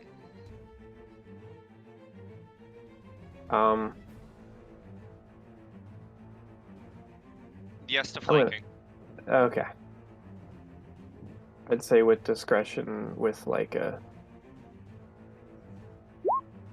grapple, but yeah. Yeah, that hits. So a 19 smack down right in the middle of it. For, yep, 9 damage. And then coming down at a slightly different angle once again Oh yeah. for another 11. So just bludgeoning, well, I guess technically piercing, but yeah, smashing it right down in the middle of the bush. Nice, nice. That's your turn? That will be my turn. Okay. This one...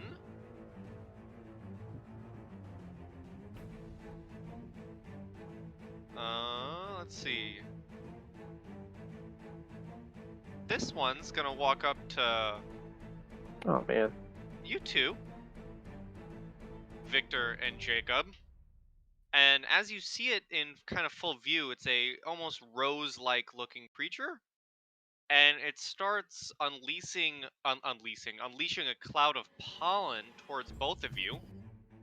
Dude, he's about to evict some people. And this is what it's gonna do.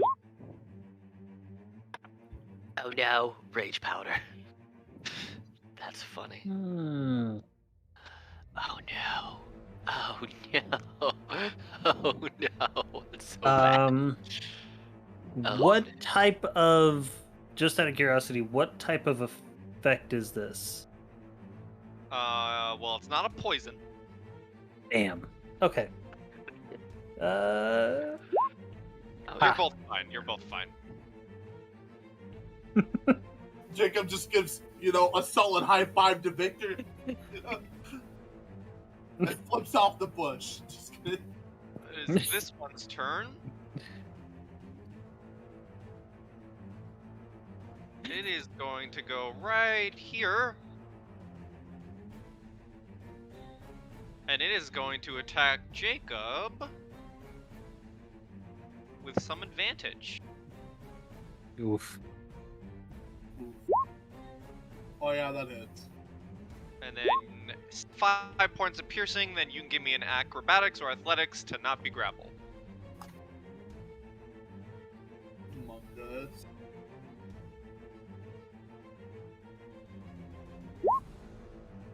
Yeah, you're fine. I'm surprised I even rolled that.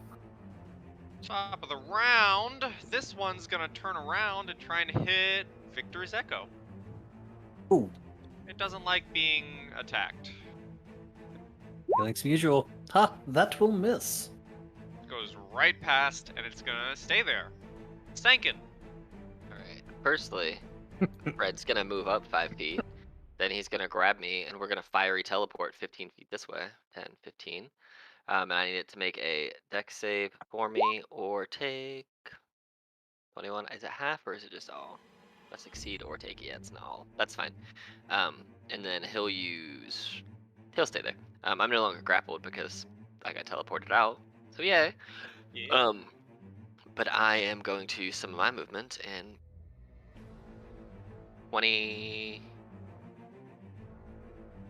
15 feet there. And then I'm gonna conjure up and throw or produce flame at the vine that just grappled me. Okay.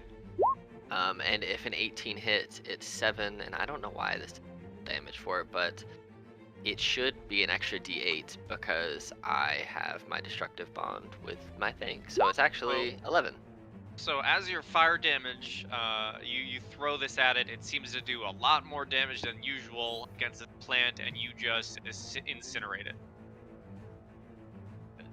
And then he'll use the rest of his movement just to stay up with me. Alright, and that's your turn? He's floating over my head because he can fly. Alright. Yes, it's my turn. This one... This one's just gonna throw 2 vine whips at Chip. 12, Miss. and then 11. Miss. And that's its turn, Victor. Okay. With the feeling being mutual, even though it missed, I'm going to attack the guy I'm right in front of here. So, ooh, that'll probably miss. That misses, yes. That shouldn't. That doesn't. For 10 slashing damage. Yes, sir. And then that for an additional 12, so 22 total damage. An additional 12. Oh, the Morning Star. Okay, Morning Star hit. I did not see that roll. Got it. I just saw the damage. I did not see the Morning Star. Okay, gotcha. You're not restrained, Chip. You're grappled. Oh, grappled. Oh, okay. I'm like, oh shit. You just smash this plant right back into the ground where it came from. Cool. Then I'm also going to move him over here and use a Unleash Incarnation to take one attack against this southern boy. Miss. Always they always miss. Don't know why. And that will be my turn. All right, Chip. So Chip's gonna look at the plant that's grappling her, and her face gets very dark. She gets very angry, and her brow kind of flares, and she goes, "Burn!" And I'm gonna cast Create Bonfire under it. Oh, snap. Oh shit. You have become my Tinder. Is it bad that I thought about doing the same thing on my turn? Great minds think alike, I swear. Oh. Awesome. It takes 14 points of fire damage as a bonfire just erupts underneath it, and she just kind of looks over at Sankin and gives him a wink, and then looks back to focusing on the fire underneath the plant. So, well, here's the thing, Chip. As you create bonfire, yeah, it incinerates. Awesome. I drop bonfire and I shake myself, and then instinctively I look at the wall. Is the spider still there? The spider is gone. Aw. She looks immediately sad. And that's the end of my turn. I'm gonna be sad. Okay. You're not grappled, so you could move, but I assume you're just spending the rest of your movement. You're spending your movement to be sad. Yes, I'm looking for the spider and be sad because I had a question for it. Jacob. You know, I had the same idea, and I feel weird for doing it, but create bonfire Against underneath which one? this one. Against that one. Let us see if you can do the same. No. Okay, well, you know, that's not fair. Scuff rule.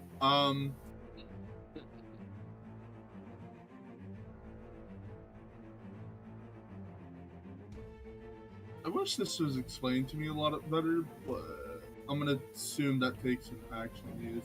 Okay, that would be my turn. Alrighty, Gravier.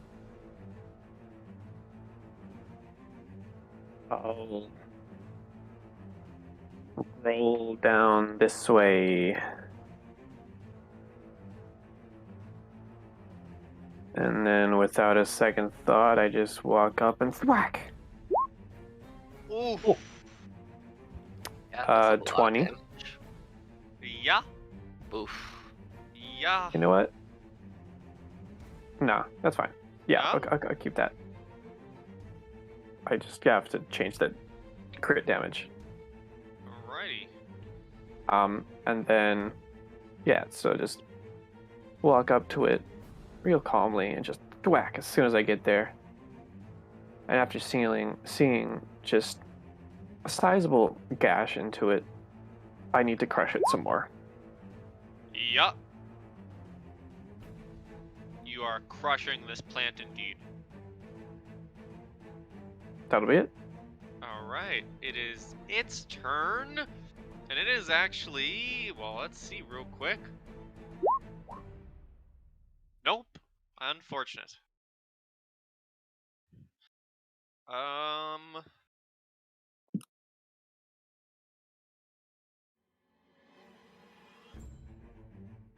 Alright, it is looking not great. It's going to take an attack of opportunity from Ryvier and Victor to move right here. That Uh, hits. 9 more. Yep. okay, so that's going to be there and And- there. And it died before I could do what I wanted it to do. I'm counting that.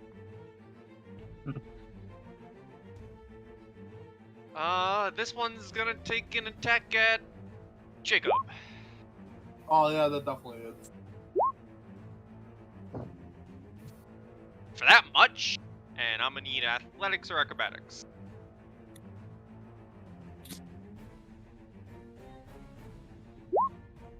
You're fine. Sankin. I am going to I'm gonna engulf my hands in flame, and then I'm going to cauterize my wounds by casting a first level cure wounds on myself. And because I have Fred out, I actually get a D8, which is max. So one Holy cure wounds smokes. just gave me Nice. 15 for using a first level spell, which is Bananarama. So that was my action. And then for a bonus action, because Fred can shoot things. What's Fred's range on this thing? I think I can probably reach it. It is 60 feet. So it's going to be a +7 to hit, a 19 That to hits. hit for 1d6 + 3 fire damage. So 6 fire damage. This thing is looking basically dead, but it's still somehow standing. It is horribly singed and cut up, but it's still here. Jacob, you see a little tiny, like half the size of your firebolt, just blast into it from over your shoulder. Nice. And that's my turn. Alright, can Victor finish it off with 3 attacks? It's got 2 health left. Well, just because he sees everything else is dead, Victor's gonna move over here and do this himself with advantage. You just crush it. Don't even bother. It's dead.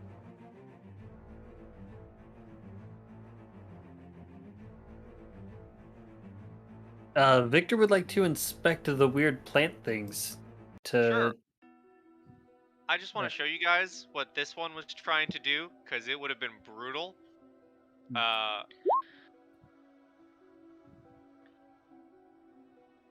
Damn. Hmm. Oh, you're evil. Oh, you're evil. That would have been a bad time for you, Victor. Yes, that probably I. Oh.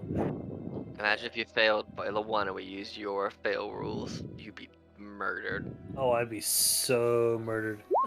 But actually no, I couldn't have failed. So. No. You want to investigate the plants? Yeah, I just want to investigate the plants. Sure. Man, this is great. I haven't killed anything since an abusive father. That's Well. canonical. 20 investigation. You look at these plants for a while. There's nothing on them. There's no runes or anything. And they seem to be like actual just animated plants. Like they're not like a beast or something in disguise as plants. Like they actually appear to be plants. They most definitely appear to be plants, yes. Okay. Chip, roll me in nature. With advantage. Come here, Spooter. Aww. No, Spooter. No, Spooter. Does there appear to be like a head or something of these plants? Yes, they are giant, like, roses. Could I take one of them? You certainly can. Cool. It is a plant, so it will start dying the second you cut it. That's okay.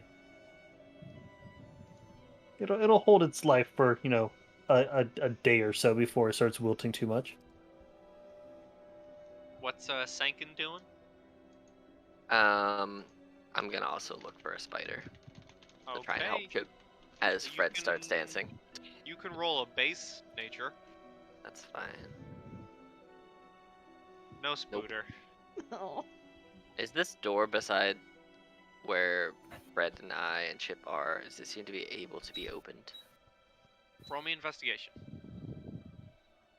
Also, can you make Fred half the size?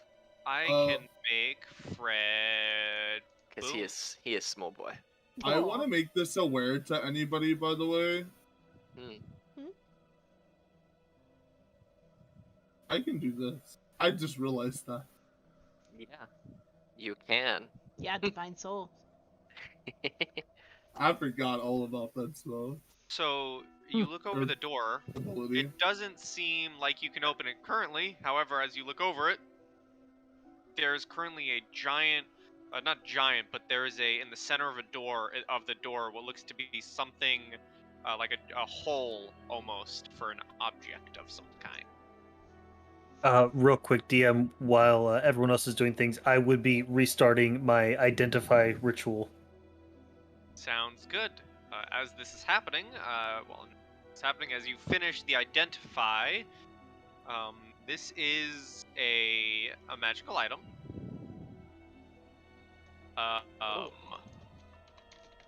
It is an item called. I will probably rename it. Darling. I'm probably gonna rename it because this is from something else and it really doesn't fit. But the original name of it is called the Nest Charm, and I will copy paste what it does.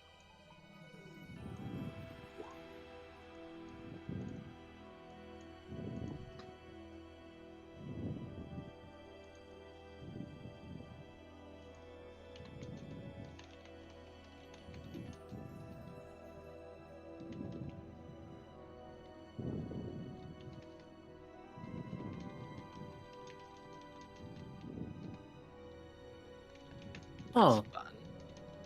It's a long It rest in a tree. it does require attunement.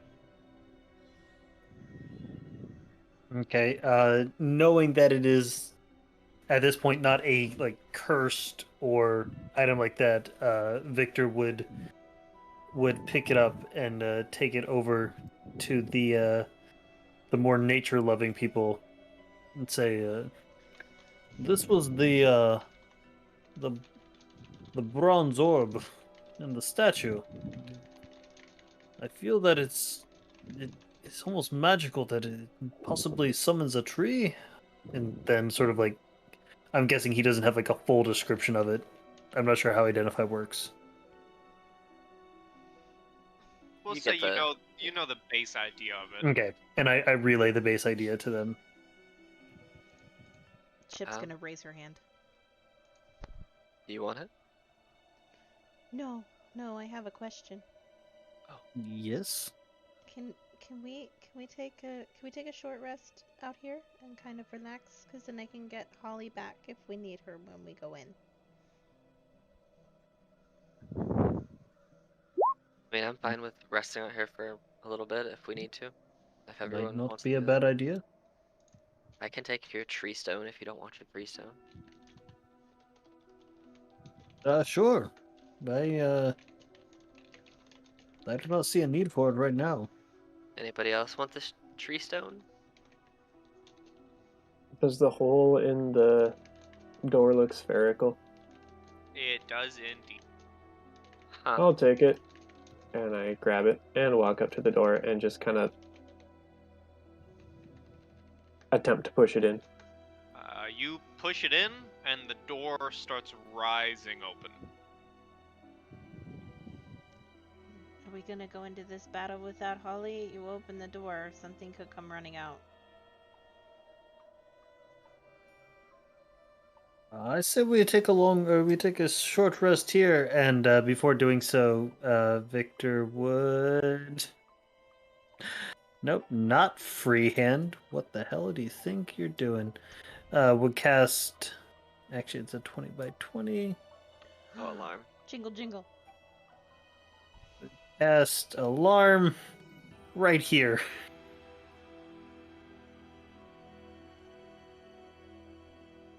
I'll step away from the door in case we get jacked up. So I'm gonna go over here. I'm Go gonna sit. go sit on this bench right there. Go sit. Just big. Go sit and be warm. When the door raises, does it basically take the orb to the point that we can't grab it out, or?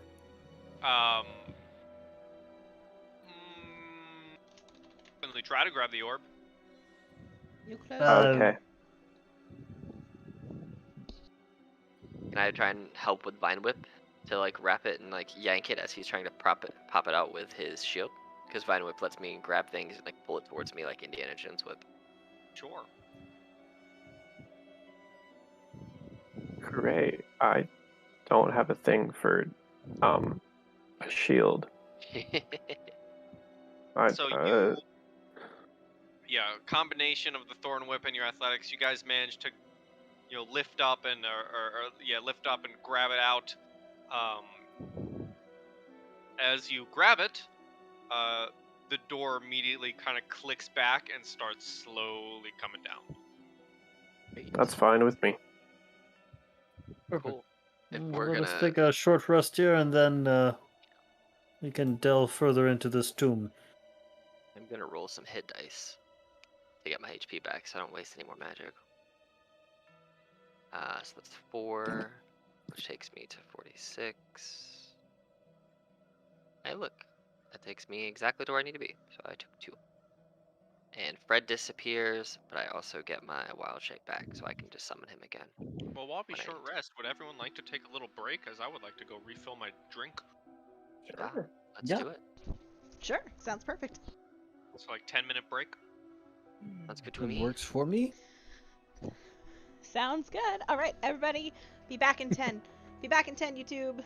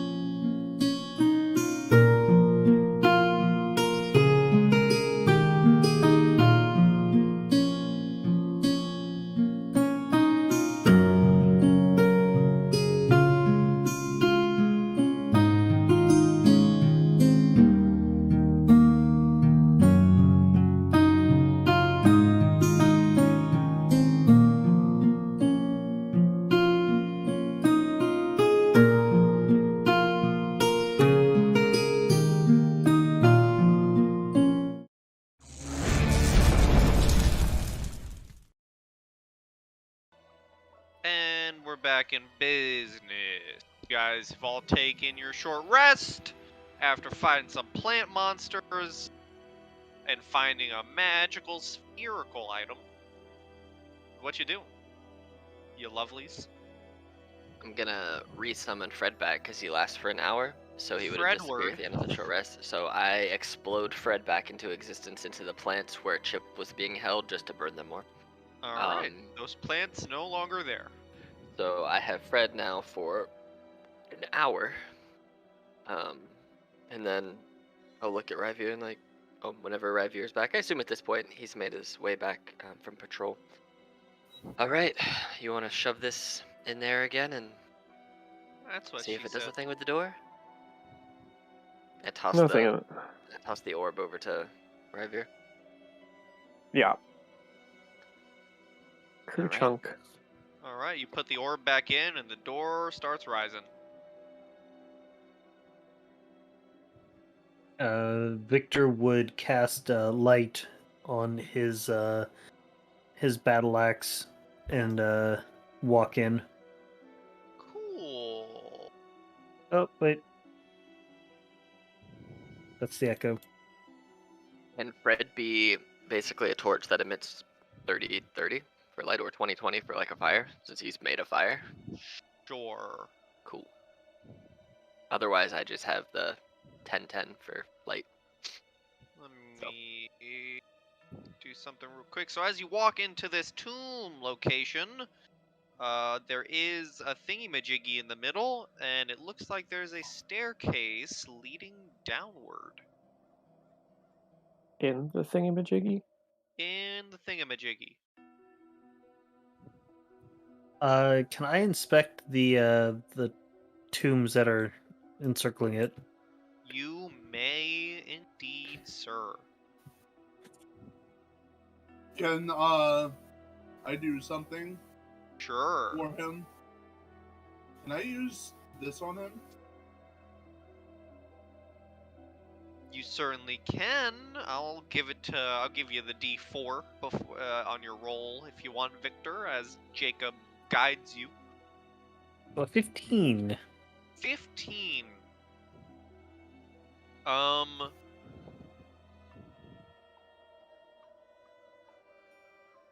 They seem to be simple thingamajiggies. What'd you call them? I don't remember.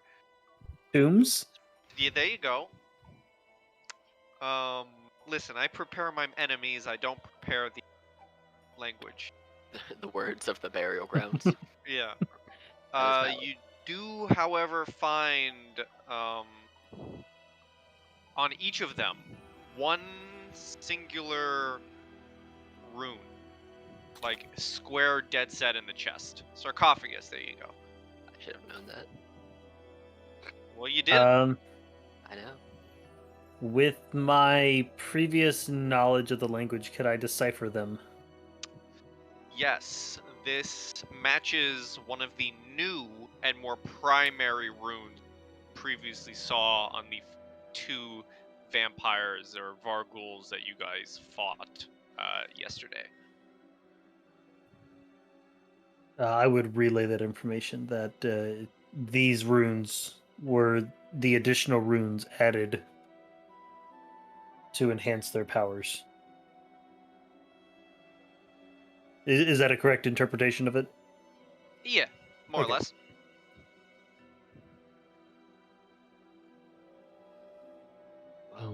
Well, should we go down? That's the only way. Very well. Victor will take lead. Okay, let me grab all of you and move map.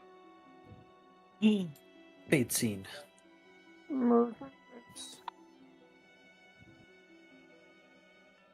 I will, once we come to whatever clearing might be at the bottom of the stairs, use my second use of Divine Sense. Drabushki. It's black. Once again. I don't know if any of you can see anything. Oh, Nope. I didn't give Yes. Victor vision. I didn't save that. Oh, I probably saved it to the echo. There you go. Aha! Yes. Well done. You do indeed sense undead. Wonderful. Can I sense light with my eyes? Did I not give you vision either? I didn't! Hey, look, there it is. I was gonna say, or you could just give like the flame guy the. Did I not save that either? Well, I couldn't see anything prior to that, so. No, you did. You gave Oh him nope, now it is. the light moves. Well, I think that he just didn't turn the dark vision on or the night vision on for me, so that's why I couldn't see. So. Okay. Chip, Jacob, do you guys have Visuan? Give me a second. Yes, dues. Yes, I can confirm that I have vision. Okay. Oh. Who did we lose? That was Oh, Corbin. Okay. Corbin. Or Gar. Okay, so 5, 10, 15, 20.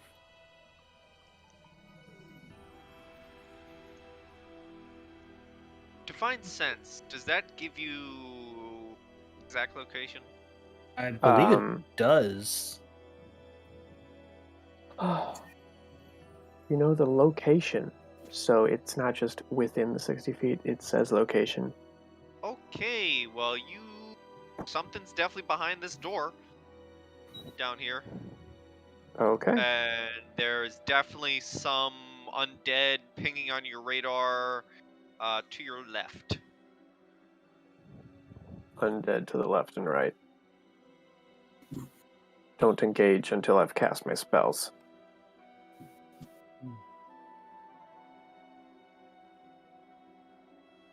Victor, is there enough room for Raven or Ravier to sneak past Victor? Yeah, I'd say so. Okay, so then Victor would just.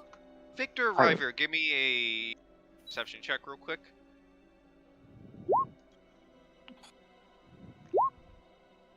Okay, Ryver, you definitely hear it loud and clear. Coming from your left down in this room, you can hear what sounds to be some violent, like, gnashing sounds, almost like something is devouring another thing. So that is right, but that would also mean that it is preoccupied at the moment. Did I say left? Yes. I meant right. Understandable. I place monsters. I don't care about the English language or direction. It's not what I'm here to do. Okay, then Victor would summon his echo over here. Just as a, like, preparing for possible conflict.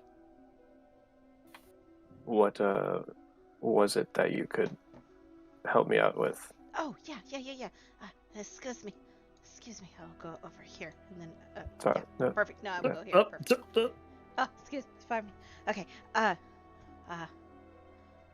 Hold still. Don't move. And give me your hands. And she will hold out her hands to you.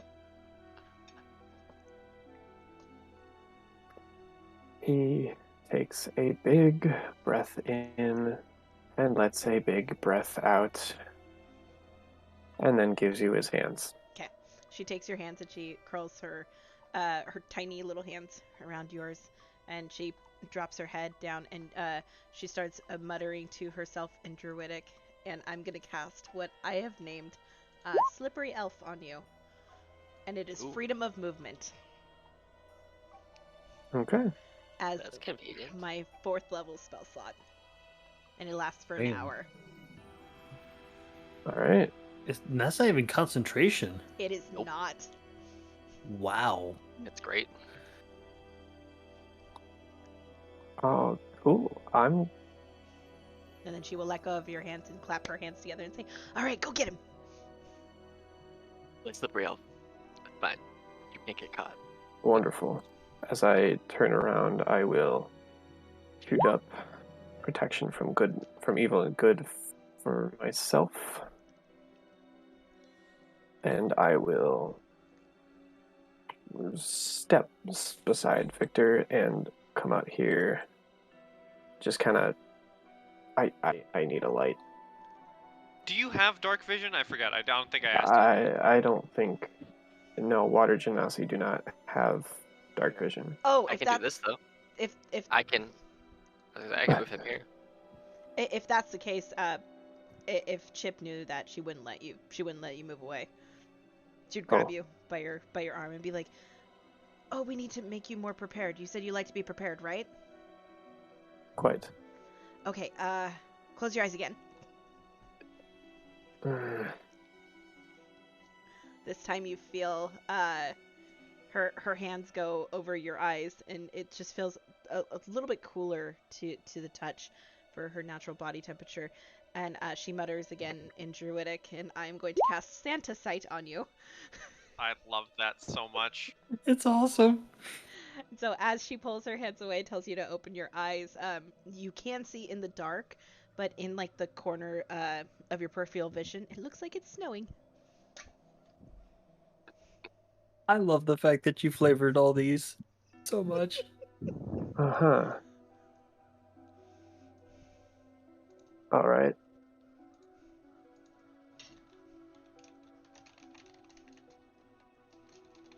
Is this a closed door here? It is indeed a closed, what looks to be wooden door. I'm going to be going in and smashing right away, so...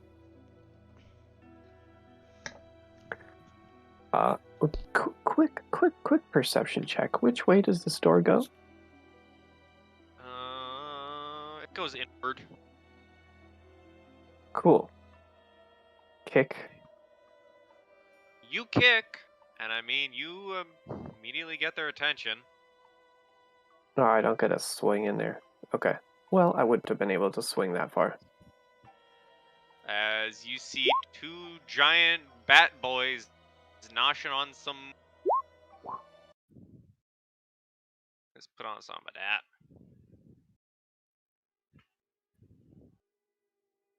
Hello? Some of that?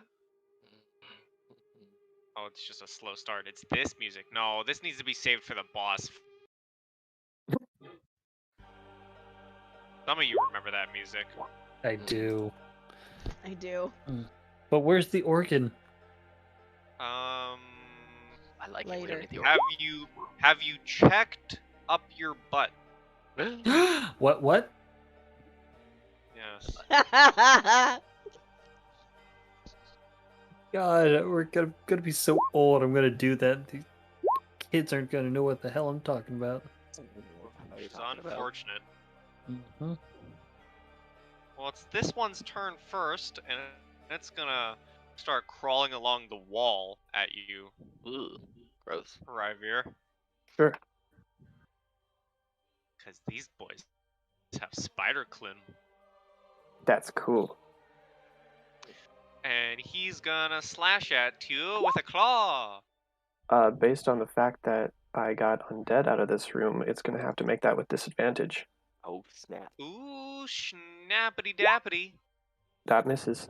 Woo. Then Yeah. he's gonna go again. Nope. That misses. I need to chill on that voice. No. It's Yeah. it's An slowly entire emerging. dungeon.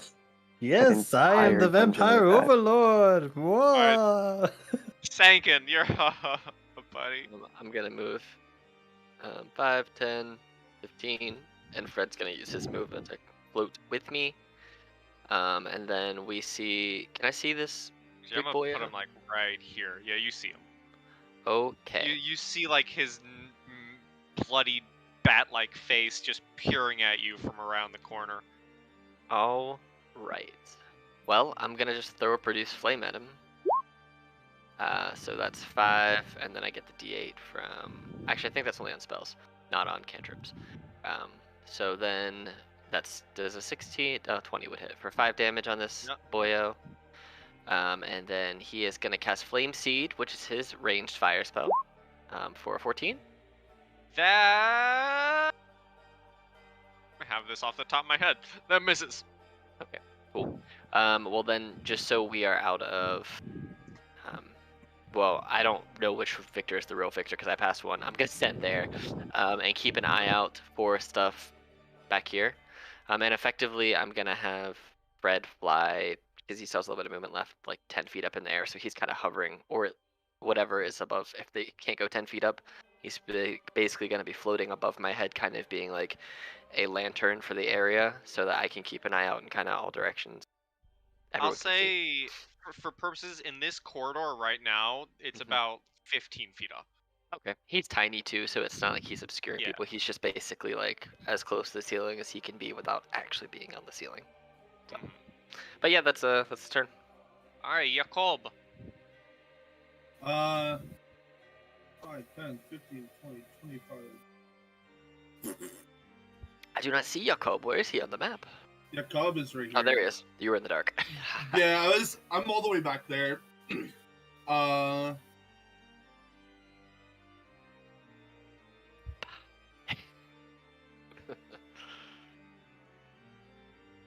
Small corridors, hard to do things. Yeah, I also just don't have enough movement to like get anywhere on vision on it, so that's what I was trying to figure out.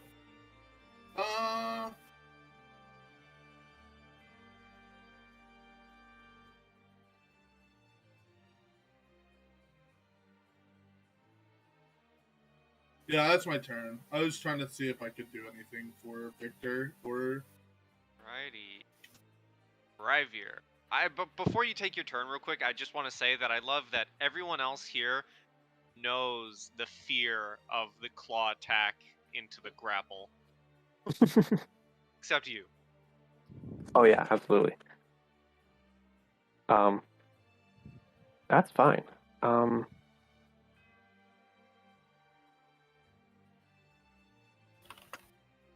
I am actually going to save my attacks. I'm going going to save an attack action for when the other werebat comes up to me. Alright. So you're Oh, saving, you're holding your attack for when the other one walks up. Yes. Alright, so that's your turn? Yes, I am. Correct. Well, the second one's gonna move up to you. Oh, wonderful. So, I've got this real cool thing called Cull the Herd, which means I get advantage on melee. Nice. So I'm Oh, gonna take wow. my 2 strikes against the one that tried to bite me first.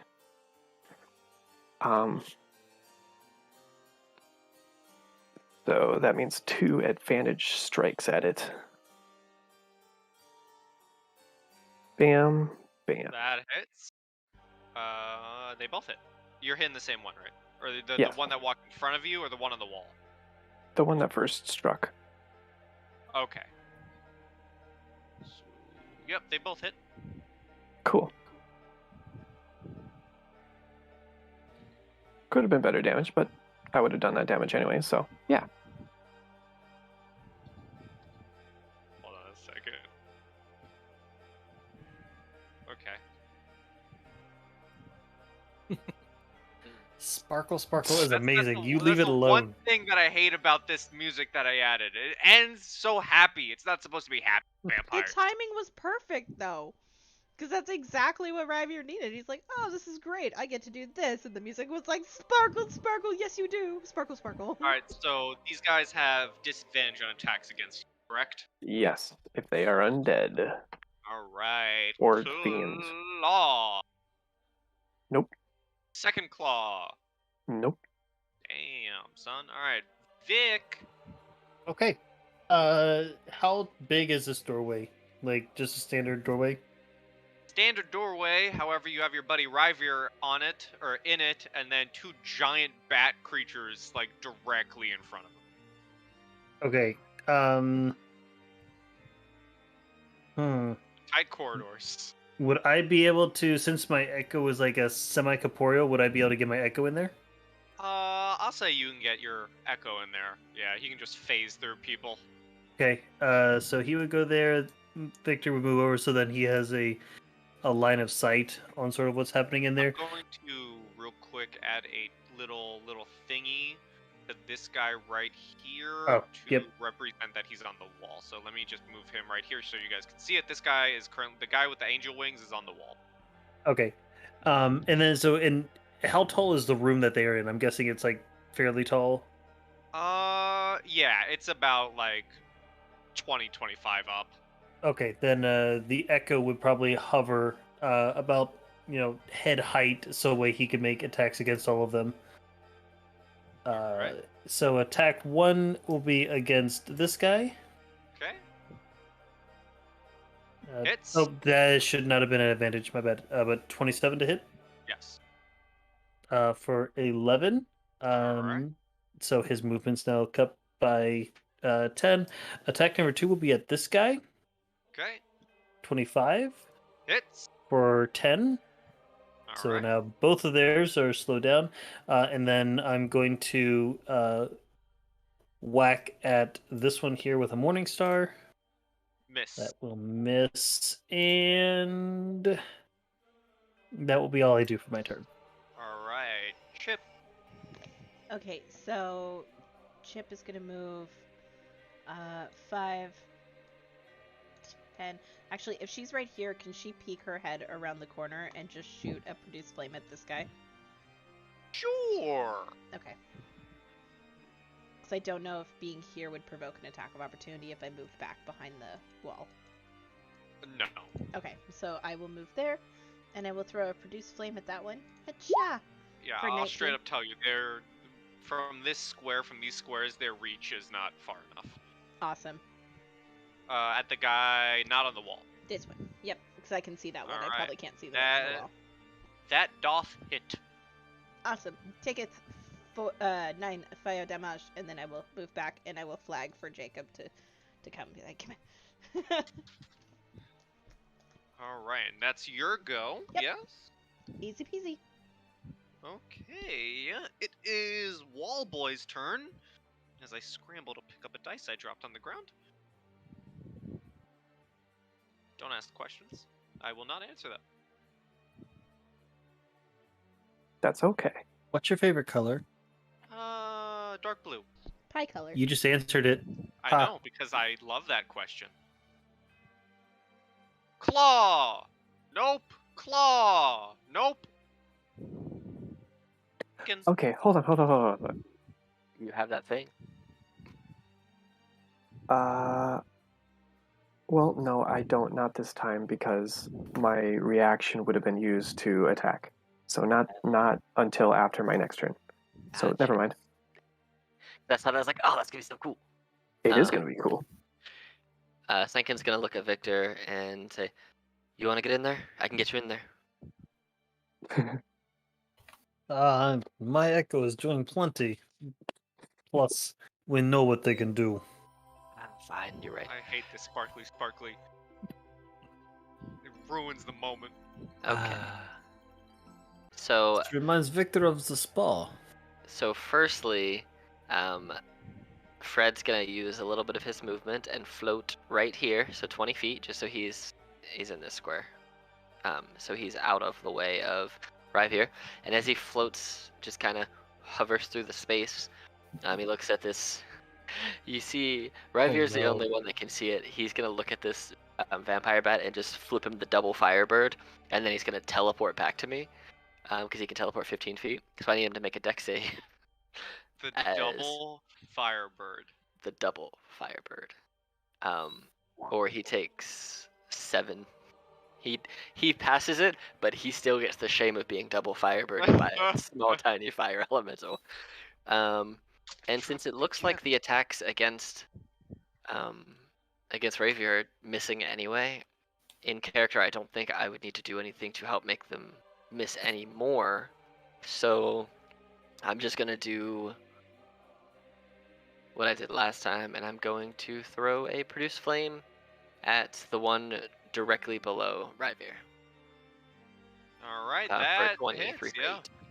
So he got the shame of the double tiny elemental fire fingerbirds, and then a flame to the face. That's Alright, it. solid. Jacobe. Jacobe, could I squeeze back Sinkin? Yeah, you Right can here? squeeze into there. I'm like, I'm good. I'm moving over. You're good. And Jacob is going to directly at this one use, if I can find it on my many spell sheet. That Yeah. one misses. Does that one hit? No. Neither does that one. Okay, all three miss. And Jacob kind of blows his finger out and goes, I meant to do that. And that's his turn. Ryvier. Oh, this is wonderful. I will continue to smack the one on the wall next to me. Alright. Well, here. No, I don't think I'm gonna be killing it in this one turn. So yeah, let's. Are you though? Oh, okay. You know what? Just 17? I'll drop that. Plus another 12 plus 16, so 28 and 17. That's a lot of damage, guy. And another 6 for being undead. Oh, all right. Hold on. Let me do this math real fast because I got my calculator here. So 28 plus 17 you. plus 6. I You was- said. 28 plus 17 plus. Oh, take that 51. Or Jesus. And thank you. I was literally in the opening calculator on another tab when you said I already have a calculator. so, how's he looking? You just cracked him in the face for a lot of damage. He is dripping his own blood now. Wonderful. I'm. He's like a lot. He looks crushed. He is like almost dead. That sucks. I'm gonna focus on this one now. A 16. I'm gonna check something. That hits. The bottom because one? I think you get Yes, more damage. that Yeah, one. that hits. What do you mean more damage? Because any dice that you roll counts towards a crit. And if you just get an additional die because it's undead, you would then also crit sure damage that- that die. I'm pretty sure that one is exempt from crit. Oh, is it like the brutal critical thing? That you just I get don't know. it's extra? Yeah, something like that. Gotcha. Anyway, so yeah, a 12 against that guy. Got it. And that'll be my turn. Alright, well, it's this guy's turn. Oh, I'm hoping. I just want one hit. Just one. No. Claw? Oh, Oh. Hey! good job. That does. He's gonna deal the damage. Okay. And then he's gonna send another one at you. Which actually is just a straight roll because he has advantage on anything that loses hit points. Okay. 23. Oh man. You gotta be kidding me. and Exactly he's this gonna time. he's gonna grapple you instead of dealing the damage. Right, 1 second. You gotta be kidding me. He didn't deal damage, He did the first time. but it's a con save. Do you roll with? Yeah. Yeah, 10. Do you roll with advantage? No, I don't. Oh, bummer. Sparkle failed you. What ended for the con save? Protection of good and evil. Ah, gotcha. And you are Um, now Hold on. Oh, it just does grapple. yeah, it just happens. You can escape on your Okay. that's his turn. Victor, you're watching another buddy get in you've seen it before. Yes. Yes, he has.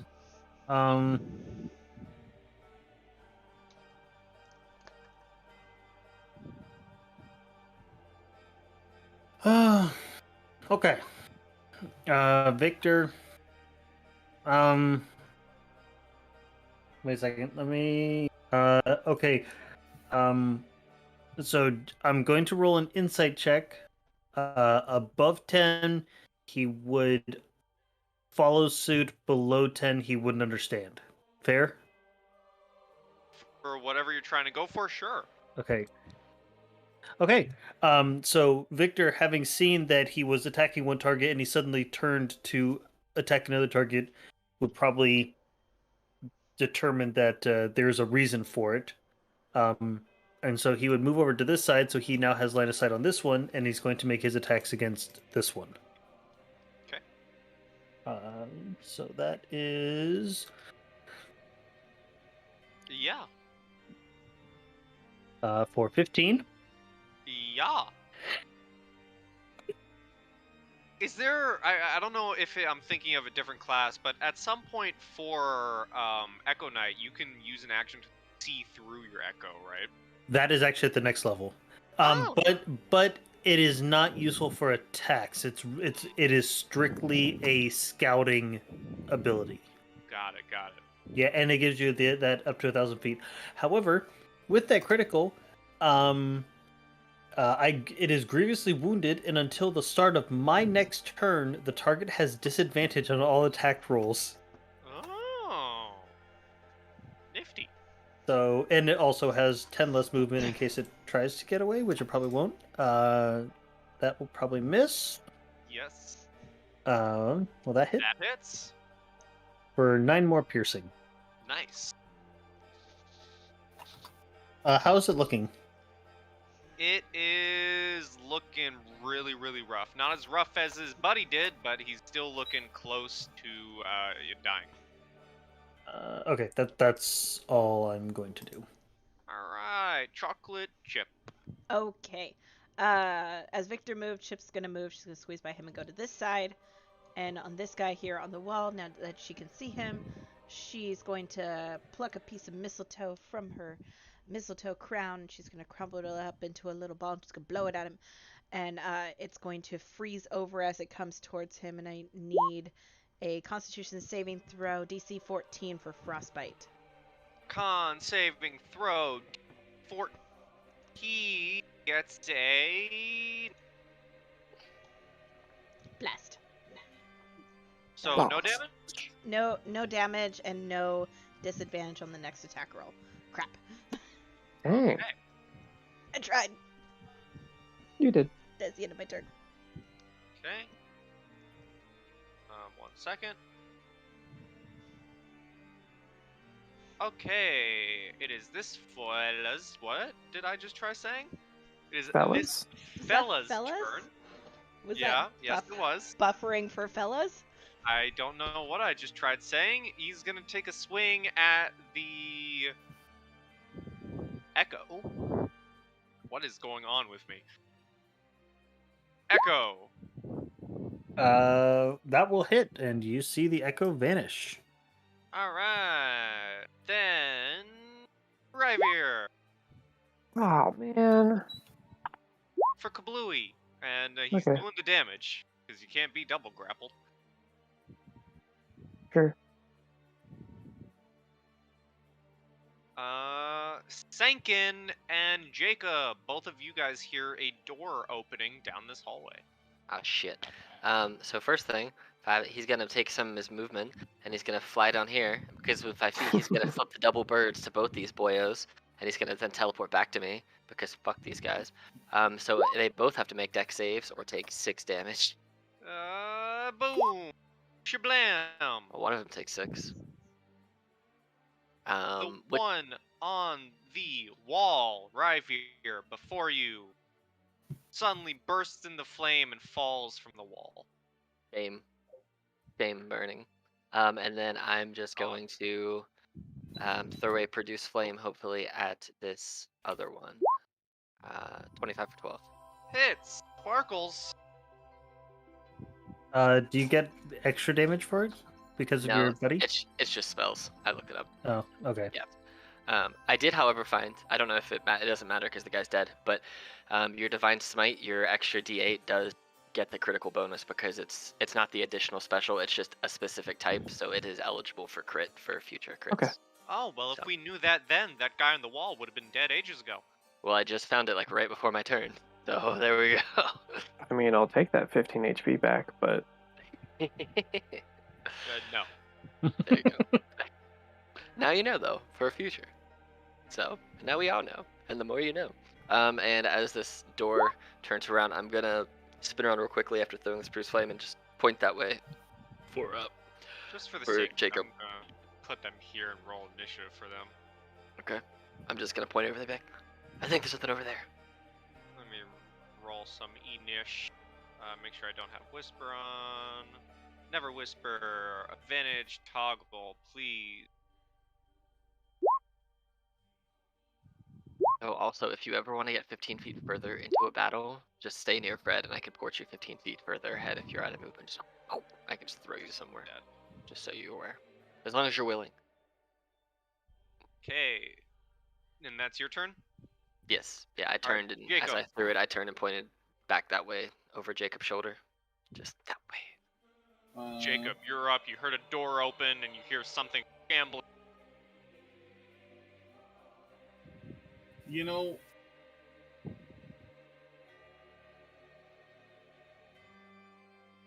Do we know?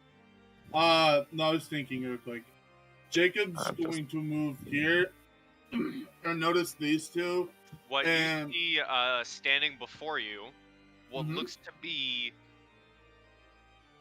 You probably would have expected zombies of some kind. However, standing before you looks to be a walking, rotting mass and formation of just various vines and plant-like life form.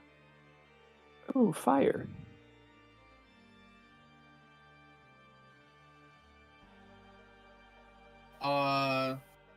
So Jacob is going to cast, if it wants to, fireball Oh, right here. Oh, shit. Nice! Even if they make it, they don't have enough health to save it. He's serious. Oh my god. Like, I'm just being dead honest. They're vulnerable to fire. They have 25 health. Even if they make it, I don't think they would. I fucked up, by the way. I don't know if you'll allow it, but do I see this one back here too? Yeah, the door was open. Okay, could I do something? That before I cast a fireball, we'll just say that I cast a fireball after I do it because I messed up. Can I cast? I'm gonna twin spell, or not twin spell, quicken spell the fireball, but can then I throw a firebolt at the one back there?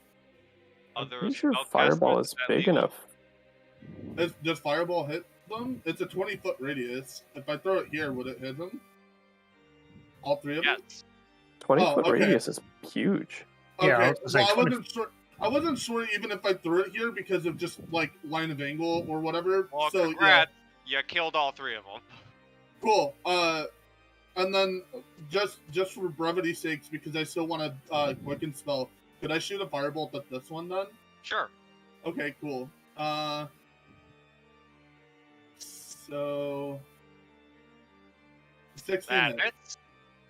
5 points of damage. Wow, insane. Alright. That is my turn then.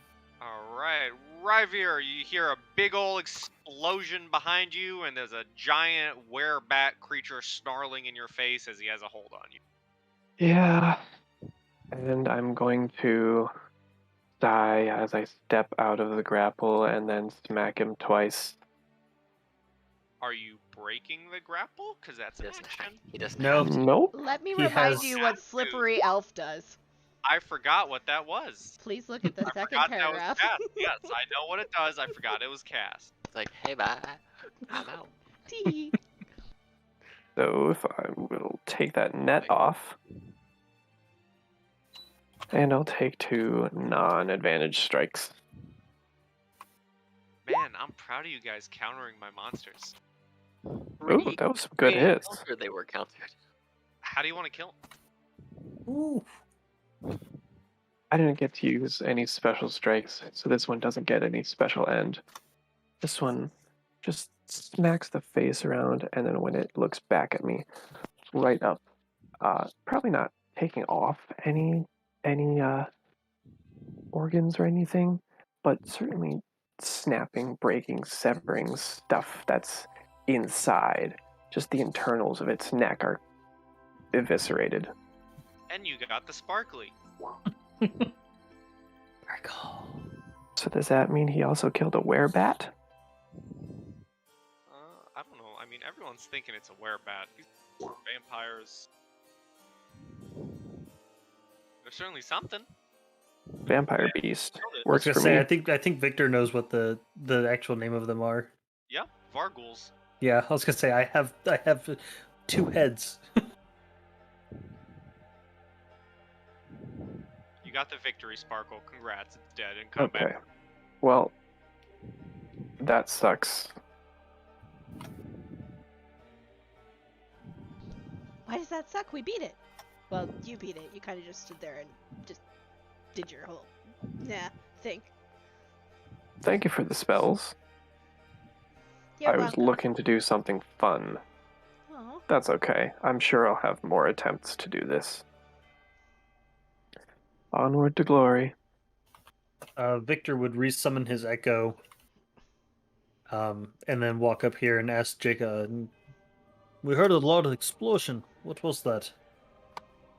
Jacob kind of like rubs his hand because the fireball kind of hurt, and he kind of points over in the direction of just a big puddle of fucking fire that's right there. Oh, And as he points, you see the incinerated and currently melting away, rotting, not even corpses. They're literally walking, decaying plant life. DM. Yeah. Can I roll? I don't know if this is nature or arcana, but does this seem like something I could do as a druid? Roll me a nature.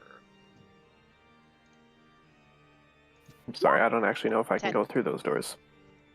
They are closed doors. They can be opened. Okay. They are not locked. 10 with nature.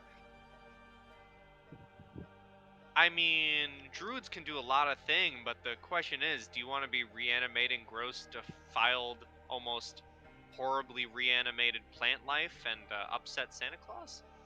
No, I'm not looking to do it. I'm just, I guess my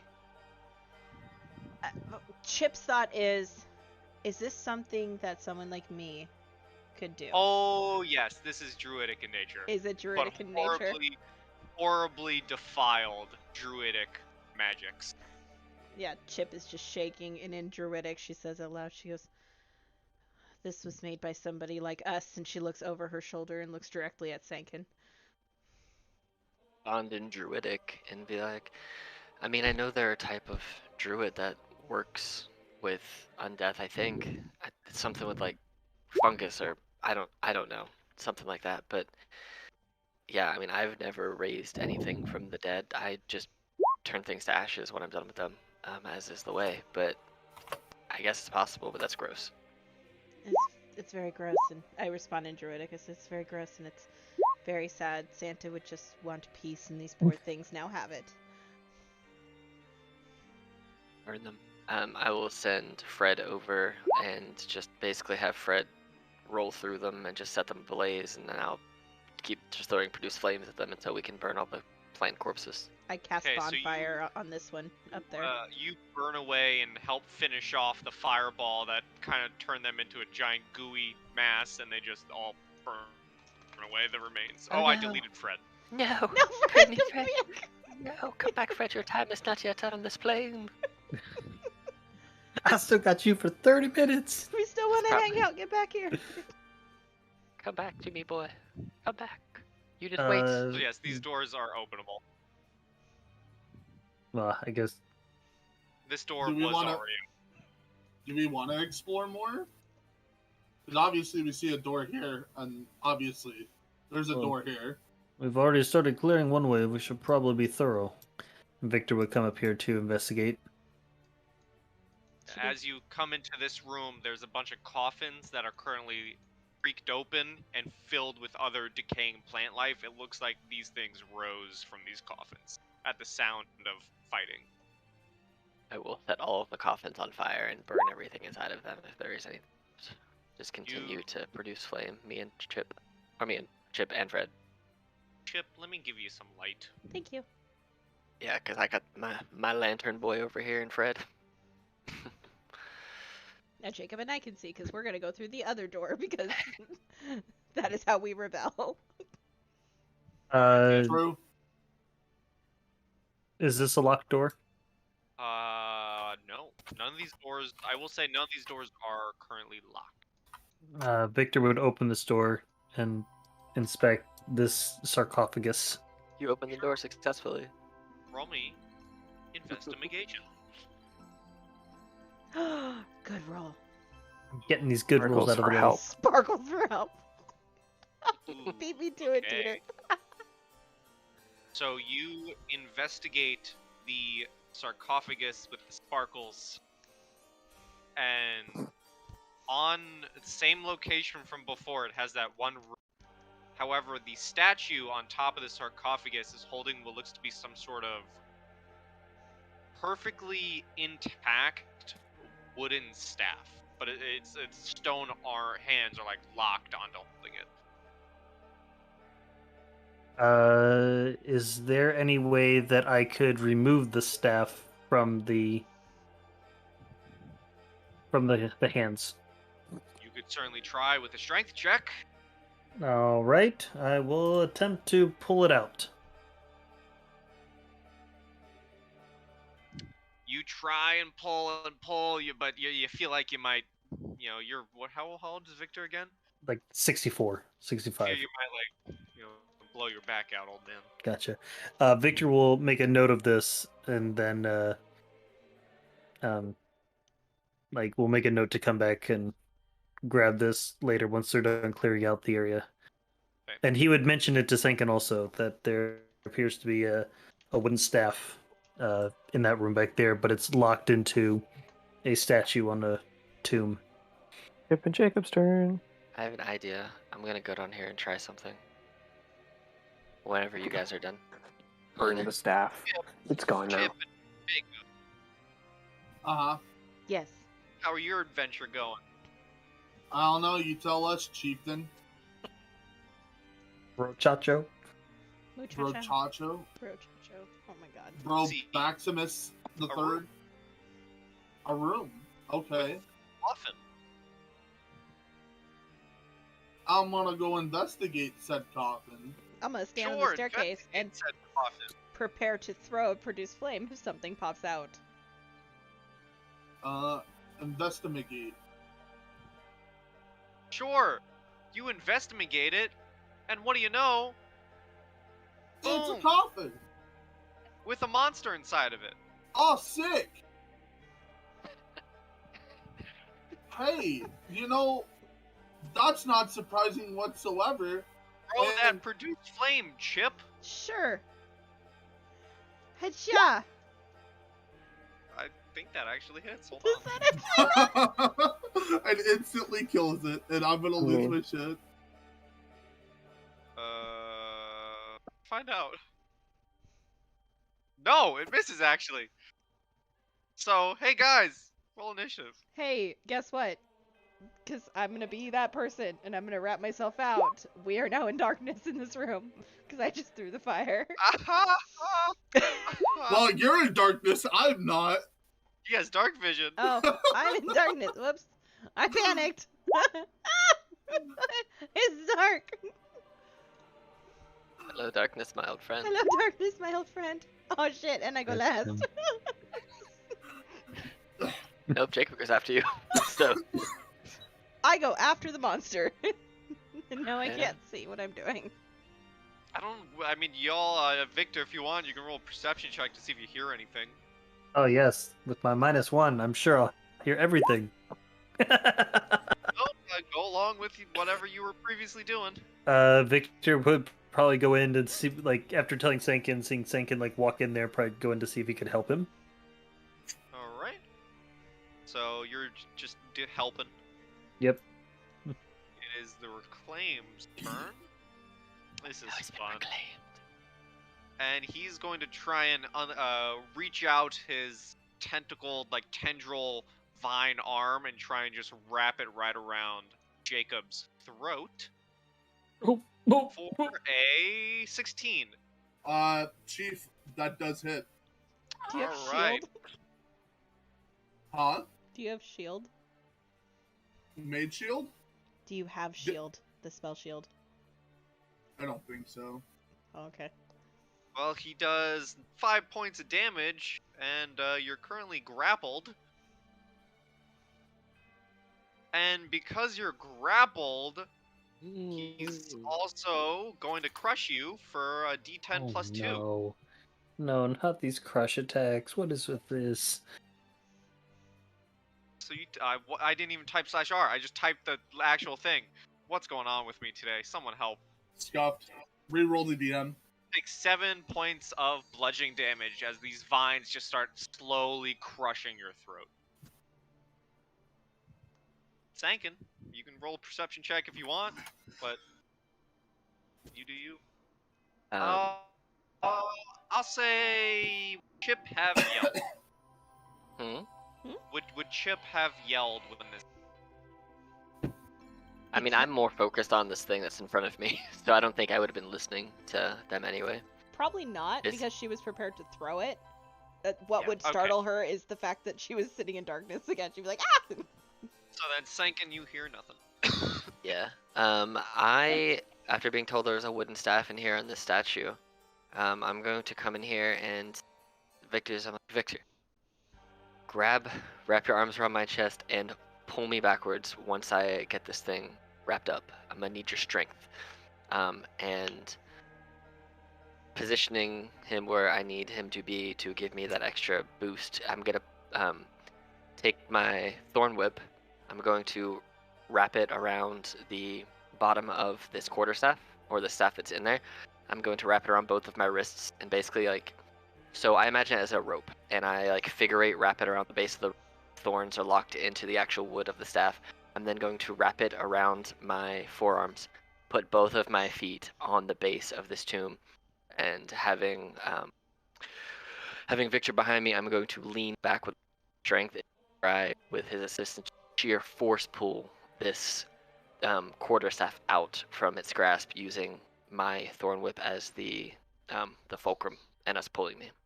Okay. So just roll Thorn Whip, and Victor, roll me a strength with advantage.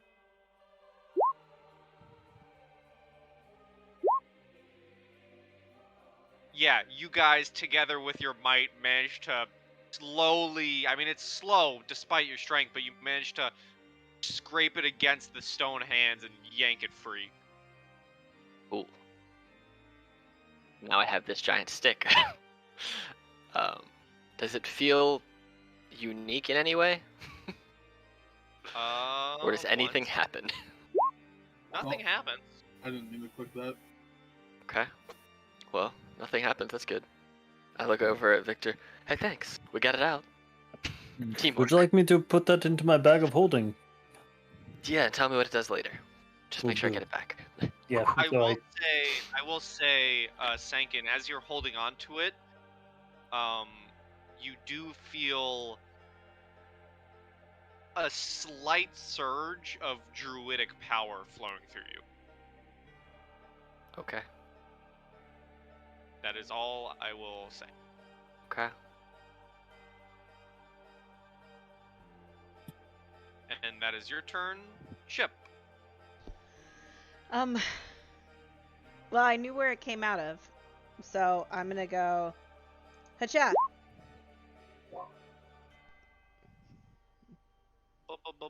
Bonfire. Yes. Ooh, light source. Which also produces light. And he's producing light as well. Strange. I'm just gonna put the light back on you, Okay. because it's, there you go. Yay. So, he takes that much damage, and he's not looking great. Good, because he's being mean. That's the end of my turn. Yeah. Alright, Ryvier, I'd say you're too far to even try a perception check. Oh yeah, no, that's fine. Looks like there's some vaults here in here. Yes. Are these like urns or valuables? You can investigate. Sure.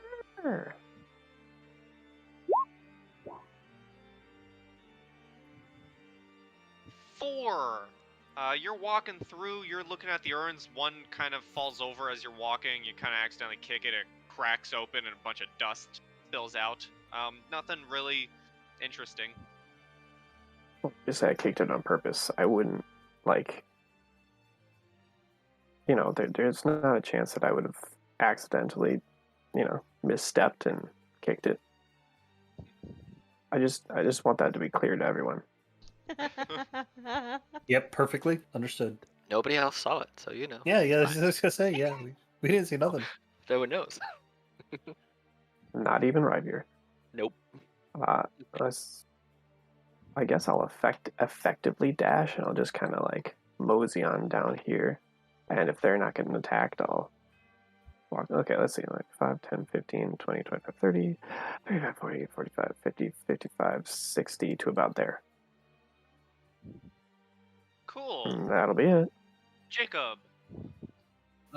Jacob, while being choked, is going to grab onto the hand and cast Burning Hands.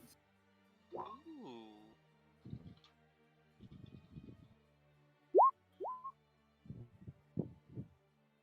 Burning need hands. Dex save of a 15 or DC 15. Well, clearly it says DC 0. Yeah, I was gonna say. Why does it say DC 0? Well, he failed and he's dead. Wait, does that say a -3? Yeah.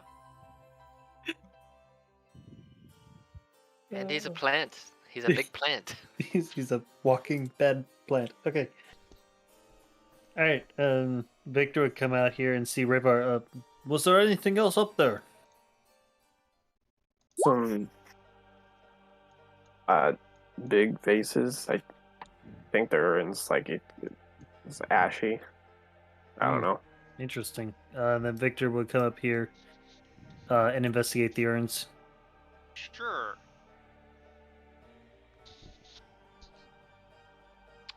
Victor, you're walking through.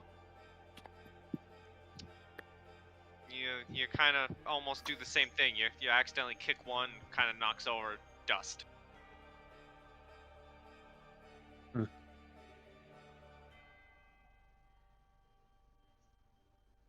I'm gonna come back this way and just keep.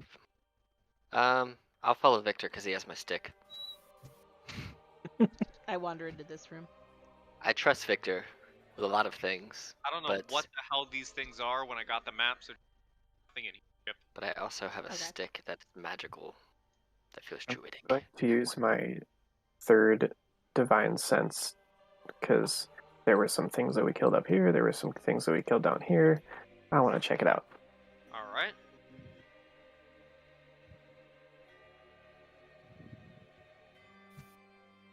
So you don't even have to post it, but the sense of undead has since cleared. Wonderful. Well, I guess we're going in here, Victor. I don't see anybody else. Yeah, I'll push my way into the main room. Sounds good. I think we're all coming in Can- from 3 different directions. Can all 3 Yeah. doors like open at once and we all enter it at the Yeah. same time? Like, yo, what's up? Yeah, all 3 doors and open at the same time as everyone enters. I wave up at Chip. I found a stick. Victor's got it in his bag. A stick! She gets I know. way too excited over the stick. It's magical, I think. A stick that's magical. Oh, all sticks are magical. But I want to see that magical stick. Jacob Wait. kind of walks through the door, like rubbing his throat after being choked. Oh, we found another one of those things, but don't worry, we killed it. And I point to Jacob, who's like joking. It's like, ah. Chip, as you're getting all excited about this magical stick and talking, I would like specifically you Mhm. to give me a perception check with advantage. Santa? Demon Santa's coming for you. Santa! Total 20. 20. Santa's here. So while you're having this conversation, corner of your eye, you see a ripple in the air. Santa! a similar ripple you once saw before. And I would have given this Ryvier specific to where Chip is currently located. You see a ripple in the air. And suddenly something rip open.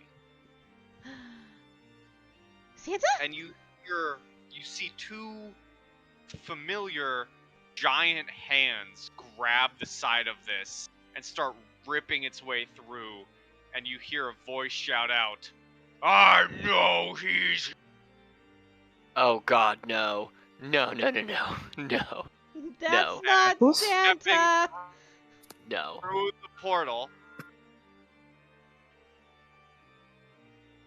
Oh no. faced one before, a Okay. very angry looking frost giant. Whew, good, good, good. Whew. Whew. No, It's not what I it's thought not it him was. yet. It's not Ugh. him yet. I legitimately was about to like fuck this and run away. I was It is. sticking around. It's not him yet. Oh my God. I rolled twice. Ooh. Ooh. Dude, the fear in your voice. That was legitimate real. I was about to be like, nope, bye, Victor. Keep my stick. I'm fucking out. Just run Ooh. away. No. Well, that's a good initiative. Oh boy, oh boy, oh boy, oh boy, oh The fear that you had. boy. Oh, I just found something potentially really cool, and now you're gonna bring the CR-23 giant demon lord who's after me? Of course I'm scared. Victor, you're up. And I'm at the bottom of the order too, damn.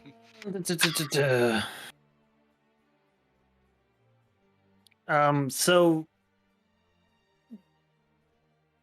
Oh, I guess in the beginning we never had Chip tell Sankin about the encounter. No, you didn't. I have no idea that you'd ever fought a frost giant before, Chip.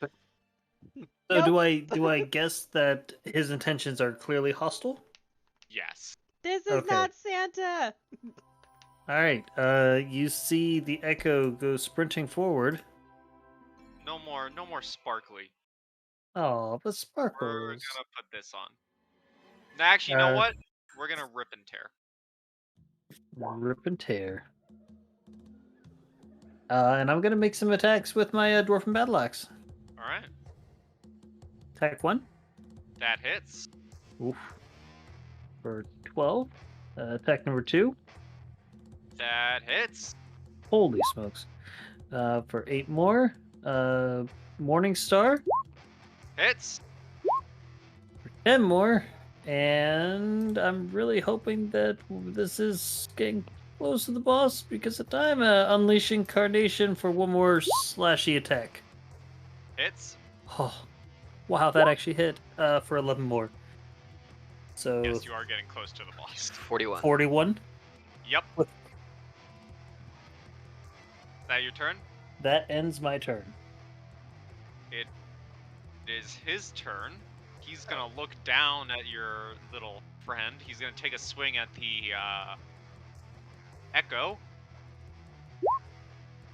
That hits. You see my echo just disappear back into my body. And then he's gonna take a swing down at Jacob. Definitely hits. Oh no, these things hit hard. 20 points of slashing damage. Oof. And Sick. it's just going to lumber his way forward. Chip. This is a familiar sight. Yeah, it is. Oh, man.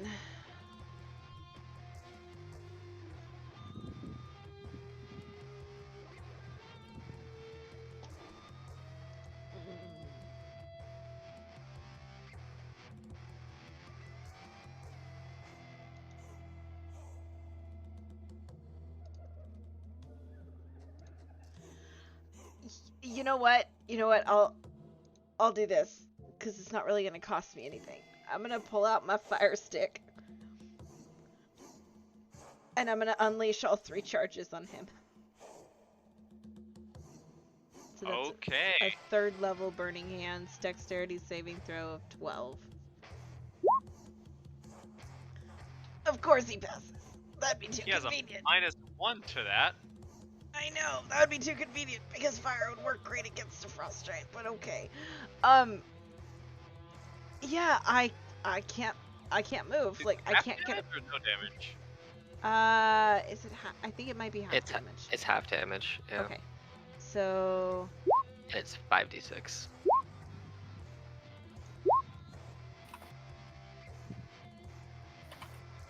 What just happened? that's not correct. Okay, so take the first one, the 15, and then 2 more d6s. Blah. 25.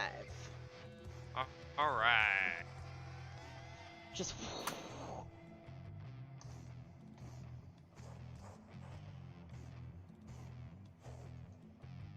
Yeah, I will say for everyone curious, the boss fight is essentially next. I just felt like I had to throw in a frost giant here. Is that your turn, Chip? Yep. She looks very scared. She looks terrified. Jacob. Okay. Jacob is going to cast Guardian Faith Ooh. as a guardian appears. Can you make him slightly bigger? I don't know how to do that on my end. Appears within 30 feet of me. Right there. And anytime he enters within a 5-foot radius of the guardian, he takes damage, or he has to make a dexterity saving throw. All right. Put it right there and then Huh? there. Because, oh, right there. dex points. There we go. All right, that your turn. And that would be Jacob's turn. All right, thinking. I will say for funds, after this giant creature just swung at your friends, it immediately turns its head and locks eyes directly with you. Damn. All right, Fred. Gonna do what we don't like to do. I'm gonna call him. And you see me and Fred. Well, Victor can hear Fred like arguing back with me, but we're arguing in primordial, so you don't really understand what we're saying. Essentially, for flavor, I'm arguing with Fred about summoning his brother, his big brother, to come to the fight to help us because we're fucked. And I'm going to summon Elemental, and I'm going to summon his big fire brother Elemental named Aiden. How big do I And have to make him? he's just a medium creature. So Aiden comes to the fight as a fire elemental with multiple attacks, and this is my action to summon him. He goes immediately after I do. But for my bonus action, Fred being pissed is gonna go ahead and throw a flame seed at this dude. Does an 18 hit? That fits. Cool. He's gonna take 6 fire damage from Fred. I'm concentrating on that, and Aiden gets to go immediately after combat. And so my fire elemental is going to then go ahead and take 2 slam attacks. At advantage. That's advantage. So it is my spell attack modifier to hit. So it's basically a d20 plus 4. Or sorry, I was assume at advantage. If he's in the correct position for flanking, yeah. Cool. Second, got that flanking. All right, so here's my. I'm gonna have to roll them all independently because Oh, I don't want to roll God. properly. So my first attack is a 19 to hit, and then I'm just gonna roll my 2 attacks right now, and then my second attack is a 17 to hit. So They both that's gonna be a grand total of 2d10 plus 16 to hit for Yeesh. damage. So this is all fire damage. 34 fire damage. Gosh. Yes. Oh my god, that's amazing. Big brother Aiden comes in, like, getting bolstered by Fred's little fireball and just unleashes hell on this fucking frost giant. Well, that's my Nice. 4th level spell burn. That's my turn. So, Ryveer, this is a familiar sight. Not this again. Amidst walking up to him, I'm going to cast Mirror Image on myself. So let's get that icon out. What whatever I decide that to be, that'll be my action, and I don't really have a bonus action I feel like I want at the moment. So, You get 3 of them? That's sweet. yeah. But each time one of them is lost, it's easier to hit find me. That's fair. That's your turn? Sure. Yeah, that'll be my turn. Alright. Victor. All right. Victor is a. Let's see here. Make sure. Victor is going to move up to here to put some space between him and Senkin. 5, 10, 15. He's going to summon his Echo here, and then his Echo is going to move up to make some attacks against the Frost Giant. Alright. So attack number 1 Hits. for 9 damage. Attack number 2 Hits. for 12 more. And that is my turn. Okay, it is his turn. And he is pissed off. You take guardian damage for being there? That is a good question. I believe no, he has to unless move. he has to move, and then he Okay. takes. Okay. Good. Good. The Frost Giant is actually going to forego something, and he has one goal in mind, and he's being pissed off that he's being surrounded.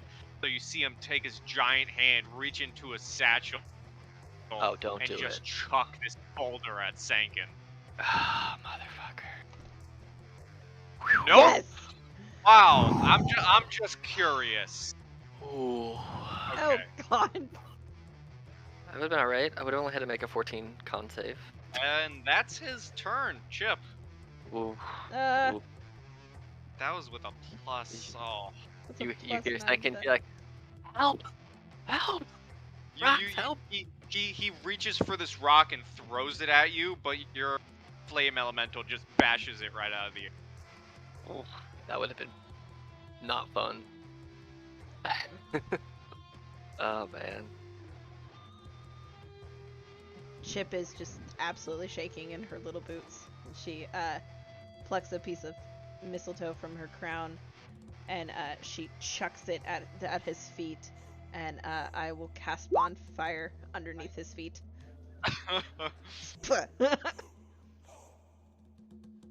That is great. Oh, Awesome. He takes 12 points of fire damage as I have lit a fire under his feet. Yes. under his ass. May I have a fire token, please?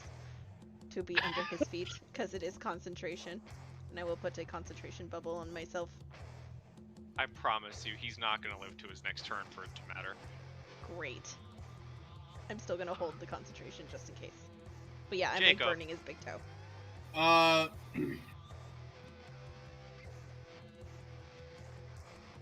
Jacob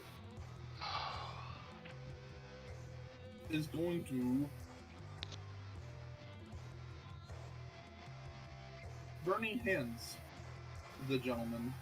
And that's a dex. Yeah, That was that takes 12 points of damage. So, you start burning him alive, and he's burning, and as he's burning, he has not removed his vision from you, Sankin, at all. And you Oh, see him God start damn it. burning away, and he says, as he's burning, next time there will be more of me. And he just burns away and gets sucked right back into his portal, and it Ow. closes. Can Jacob spit on where his portal is? You certainly can. Oh, fuck. Shit. Aiden, come here. Well, now I have 2 of the fire family with me. Sankin, Fred, and Aiden. Hey, Jacob. Yeah. Take 14. Take 14? Okay, cool. Also, Thank I you. will be a merciful DM, and we're just gonna go right into the boss fight after this. So after you guys do peace stuff or whatever you want to do, I am granting you a long rest. It's like right before the boss fight when they stock you up with a bunch of potions. I'm giving you guys a long rest. Oh, so we're getting a long rest? Yeah. Are you forcing the long rest rule where it's 8 hours, or are you just being like I'm Santa being blesses nice. you? Just Santa blesses you. You get a long rest within a minute. Awesome. Cool. I'll take it. I'll Uh, take it. And I'm with gonna. that, here's what I'm gonna. You do what you're gonna do. Okay, I'm gonna take advantage of this, and I'm gonna give myself Santa vision, and I'm also gonna give. I think Victor, you need it too. Well, I mean, I'll take it, but I do have light Oh my on my god, hammer, dude. but I will take that. Okay. If we know about this, then I'm gonna pass out some aids. Yeah, please do. I will give it. Strange phrase, but AIDS. I will give. I will give night vision to Sankin then, because us being able to see and throw from a distance is really important. I'm gonna move my tokens over there just so I don't have to pull them back out again because I might bring Aiden back. But yeah, you guys all got to meet Aiden, Fred's older brother, who is much bigger, much angrier, and much beefier than Fred. When worse comes to worse, I call the big brother out. And he gets real pissed. So. But yeah. so I'm gonna use it twice before we get our loot crates. So everyone boost their actual HP by 5 for 8 hours. Thanks. Awesome. DM, did you get my rolls? Yes, I did. Okay. I will tell you, I legitimately don't get like. To get me scared as a player is really hard to do. I'm still not happy. I did it without even it wasn't even the guy. No, it wasn't the guy, but that doesn't. But it was mean the fear that of the guy. It wasn't the guy. And You said two giant heads come out, and I was just like, no. Now we have Alex's fear recorded. Yeah, saved it's in the- recorded. It's real. That was a real moment from yours truly. Let me copy all of you and just move you to the next map. Do Alright, our P well, stuff, I guess. Let me pull this guy over. Let me pull these with me then. That way you It is important to know that your HP, the actual max HP, goes up by 5 in case you get healed again. Yep. max HP up a I see some pluses on some health bars, so I want to make sure you guys know. I was fixing mine. Alright, well fix yours on this map instead. I already fixed it. Where be we? Oh god. As the center chamber in the room you guys were just in opens up and downward even further. And would you lead you here? I will immediately summon Fred. And Love Fred will ride on my shoulder.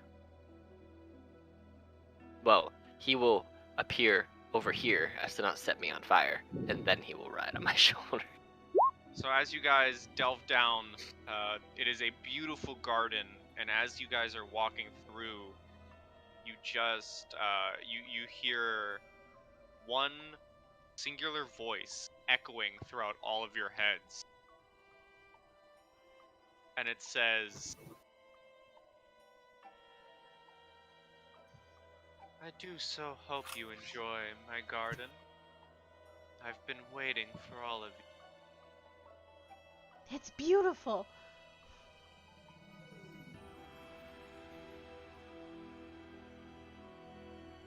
Seems my worthless brother couldn't handle it, so it must be left to me. I'm waiting.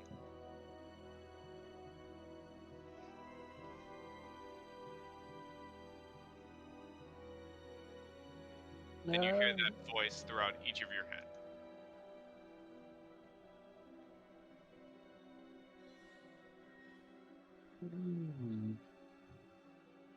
And it seems like there's a pathway that leads further in.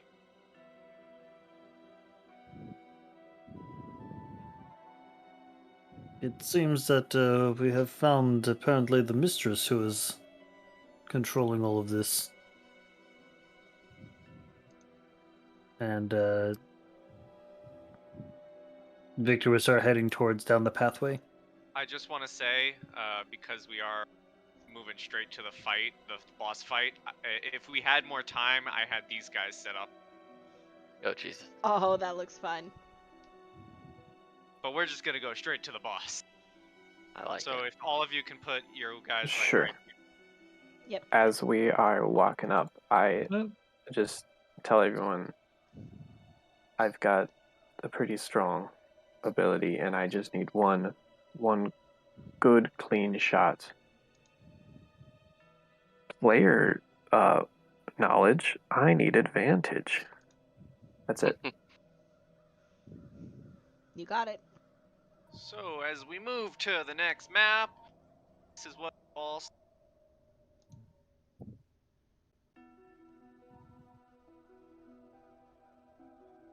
A large plant with a single female figure kind of rising from the top of it. And she doesn't even say anything. The vines of this giant plant just immediately whip into action, and we'll get some initiative. Oh shit. Never mind, this isn't going to help. Now we get the good music. Was it this one? No, it was this one.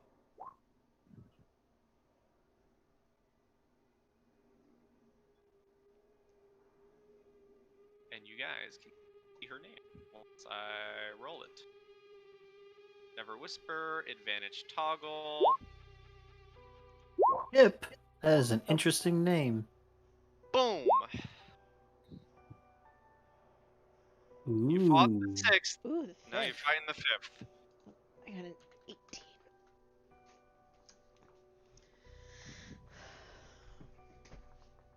And Victor, you're up first. All right. So is she like floating in the air? She is in the dead center of this giant plant that is about like, it's damn big. So I'd say about maybe 30 feet up. Okay, so 30 feet up and out, and then She's at the very tippy top. She's poison ivy, essentially. okay, that's fair. So Victor would move forward 5, 10, 15 feet or so, and then his echo would fly up to attack her Okay. because my echo can move 30 feet in any direction. This is going to be the boss music for every single member of the club, by the way. That is awesome because I love this music.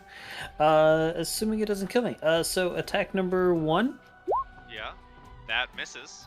attack number 2 Hits.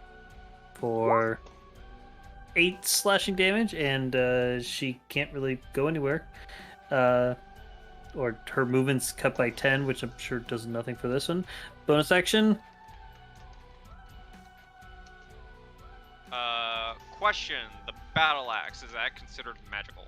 Yes, it is. All my weapons are +1s. Okay, yes, the Morning Star hits. Okay. And also, fun fact, they're also silvered. Oh. For 6 damage. Yep. And I'm going to use an Unleash Incarnation. 11. For that. For an additional 10. So we're looking at 18, 24 damage. All right. Is she dead yet? No. Gosh darn However, she is going to use a legendary action at the end of your turn, it. Okay. and she's going to look at you and use Enthralling Laugh. Ooh. Alrighty then. So that is a wisdom save? Yes. Ooh. And just like that, Victor has been...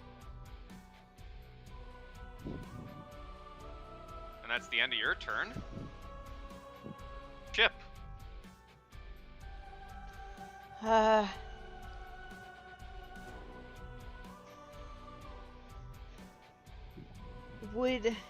So I'm guessing that Victor would not willingly help me harm her. No. Is that right? Okay. Yeah. So basically, I can't ask him to use his portent dice. Okay. Uh, okay. Actually, I am going to. Let's see. Chip is gonna pluck another. She's gonna pluck one of the berries, the red berries from the mistletoe, and she's gonna go. All right, time to glow. She's gonna throw it up in the air, and we're gonna cast Rudolph's nose again. Okay. Daylight. Daylight. Nice. So, okay. All right. You daylight. Yep. Yep. That is the end of my turn. I'm gonna move. 5, 10, 15, 20, 25. I'm gonna go over here. Won't be like by this tree. Okay.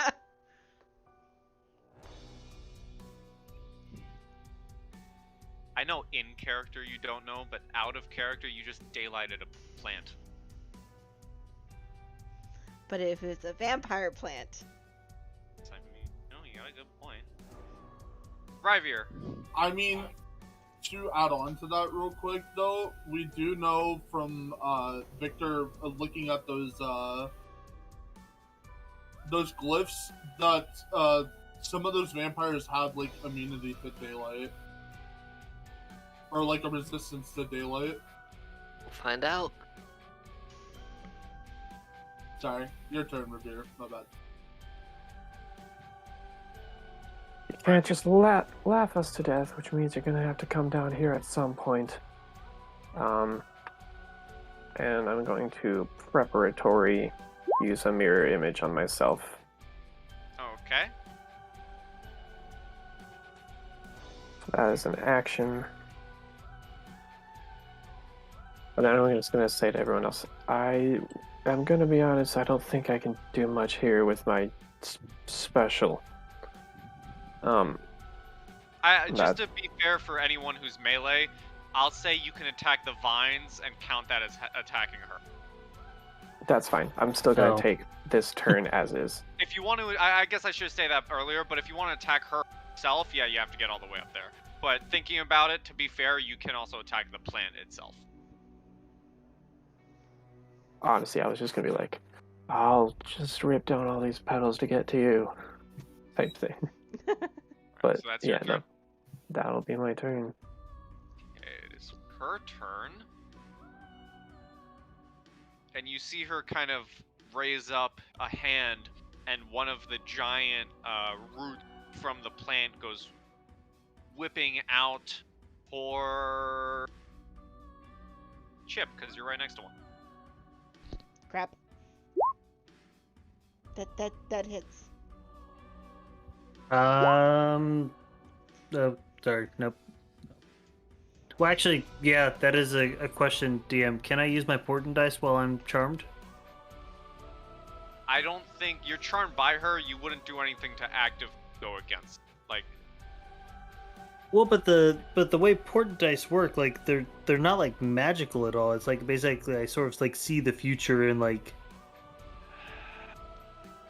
this could be a discussion for later. I just wanted to know if that's how you want to roll. yeah, That's I don't fine. think so. Okay, that's fine. Okay, so 12 piercing. And you are grappled.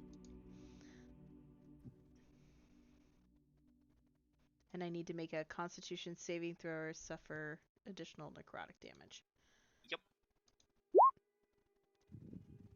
I take the necrotic damage. 6. Ow. That's 10. That's a lot of damage to a little druid. And let's see. She's then going to reach out her other hand and send another vine for Sankin. Why me? What did I do? I'm just standing there all innocent. Oh god. You're also on fire. You're also a natural 20. 15 plus 12 is 26. Let me take that first, because that's a bad time, guys. It's a con save or be poisoned. You know, I'm glad I changed my spells today when we had that long rest. And you are poisoned. Yep. And first turn, Jacob. I have a question. How Sure. long is a minute in combat? 10 Six, rounds. 10 rounds. 10 rounds? Could I use Dispel Magic to break her charm? Yeah, I think so. That is a spell effect. Yeah. There you go. So I'm gonna Dispel Magic on my boy Victor. Victor, your senses come back to you, buddy. Sweet Jesus, thank you. And then I'm going to use. I can quicken spell still, right? Off of that. Cantrip. You're Well, you could- essentially quickening the dispel magic, and then you Oh, can cast a okay. cantrip. Oh, okay. See, I'm not like I'm still trying to understand that fully. So it always you're has to be a cantrip and then a spell. Okay. Or vice Um, versa. So you yeah. casting this, you would quicken this one. Okay. So Firebolt 12. I'm gonna guess that misses. Okay, that's my turn. Sankin. Well, I don't enjoy being poisoned. Which I think just Really? gives you disadvantage on melee attacks, or is it all? It's attack rolls and ability checks. Oh, Saving throws are not ability checks. Things that I control do not use my attack. It's not considered a disadvantage for me. So, fuck it. Here's what we're gonna do. Because I can take poison for a round. It's cool. I'm gonna move here first, just so I'm a little out the way. Fred's gonna stay there for a second. Well, summon your boy Aiden. Right there. Hey. Gonna summon your boy Aiden. Or my boy Aiden. And then for my bonus action, how far is Fred? 60 feet. Hey, look, Fred's in range. Fred's gonna throw a fire seed at her. Take some flame seed. 26 That hits. for 7 flame seed damage. And so then for Aiden's turn, because Aiden goes immediately after I do, they are going to take 2 attacks, and they are a d20 plus 4. 1d slash roll 1d20 plus 4. Alright, so here's the first attack. Bow. Here's the second Miss. attack. Bow. Miss. Oh my good god.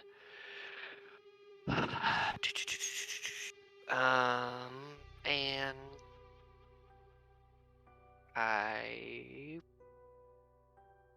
so never mind, I cannot burrow fire.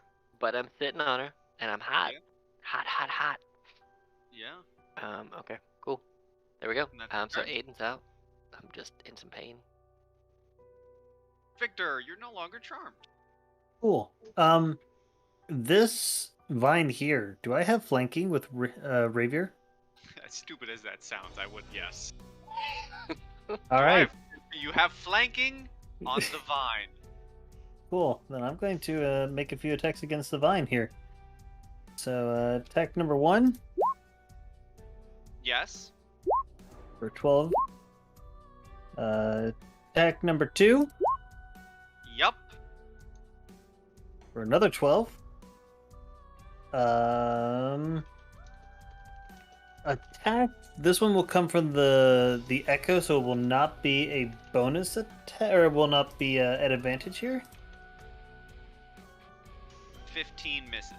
Misses. All right. Well, not sure what she's gonna do, so I'm gonna action surge, and I'm going to make 2 more attacks against the vine here because I want to get damage in.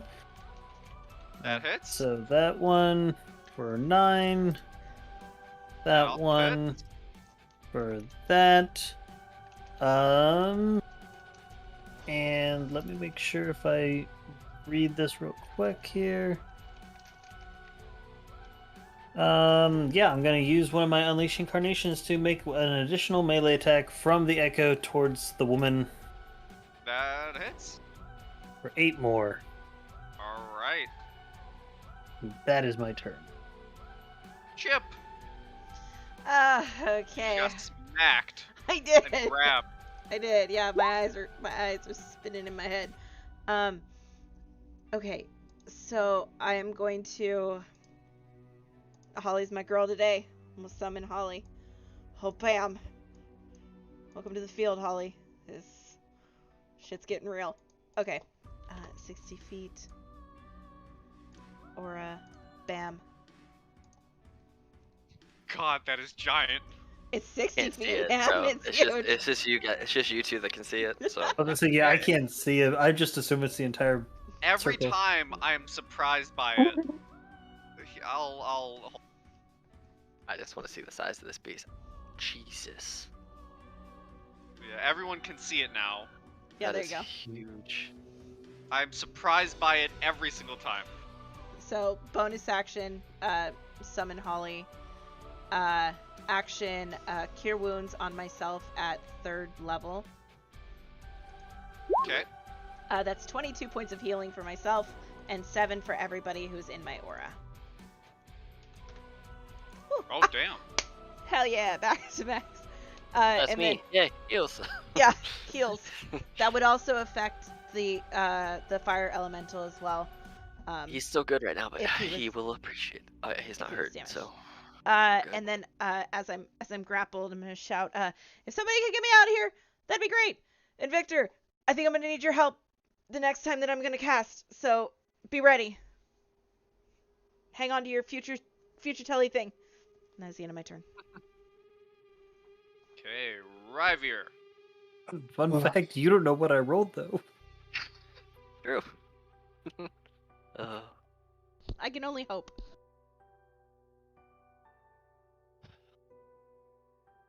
You do have flanking on the vine if you want it. I do. And frankly, that is the best option for me at the moment. And I really, really wish this was not a plant creature. I really wish I had my freaking wizard with blight right now. Right. Seventh level blight. Just Will Max an damage. 18 hit? Yes, it will. thank God. Okay, I'm gonna drop a smite. Wow, okay. You let me know if there's an extra one on that. For undead. No. Or fiend. Alright. Take that second attack. That Hit. will. And let's do a higher level, so oop, not that one. That one. Okay, Alright. so 15, 21 off that second one, and 15 off of that first. The giant plant is definitely taking hits. You see it start oozing some like brackish, like purple liquid. It is, and if you pay attention, the damage to the plant itself seems to be affecting the woman as well inside of it. Oh, that's beautiful. So, you know what? I'll wait until it happens if necessary. But yeah, there are 4 Ivirs loosely in the same spot, smacking away at this vine. With Alright. like, you know that blue radiation glow that's technically not light? That's the kind of glow that's coming off of his divine smites, because I don't know, water. I don't know, the perfect reasoning. I don't know. Water and selfishness. Alright, that your turn? Yes. Yes. Okay. Lady Solanum's turn. She's going to take a necrotic grasp attack at good old Vic. That will miss. And a lovely pestilent caress. Try and get one of the Ryviers. Okay. Wait, who is it? Oh, that's right. Give me one There's 3 of second. them. Let me Uh. Okay. So. Okay. So that's gonna hit one of the Rybiers. One of the Ryviers. Cool. One of the false ones? Yeah. Okay, so you see this giant vine just whip out towards you and just absolutely demolish one of your images. So couple ground rule questions. These vines are, I presume, kind of just like whipping and waving around, yes? Yes. Would one of them have been within 5 feet? The one that just demolished your image, sure. Like 2 between each other? Would they have Yeah. been within 5 feet of each other? Okay. Yeah.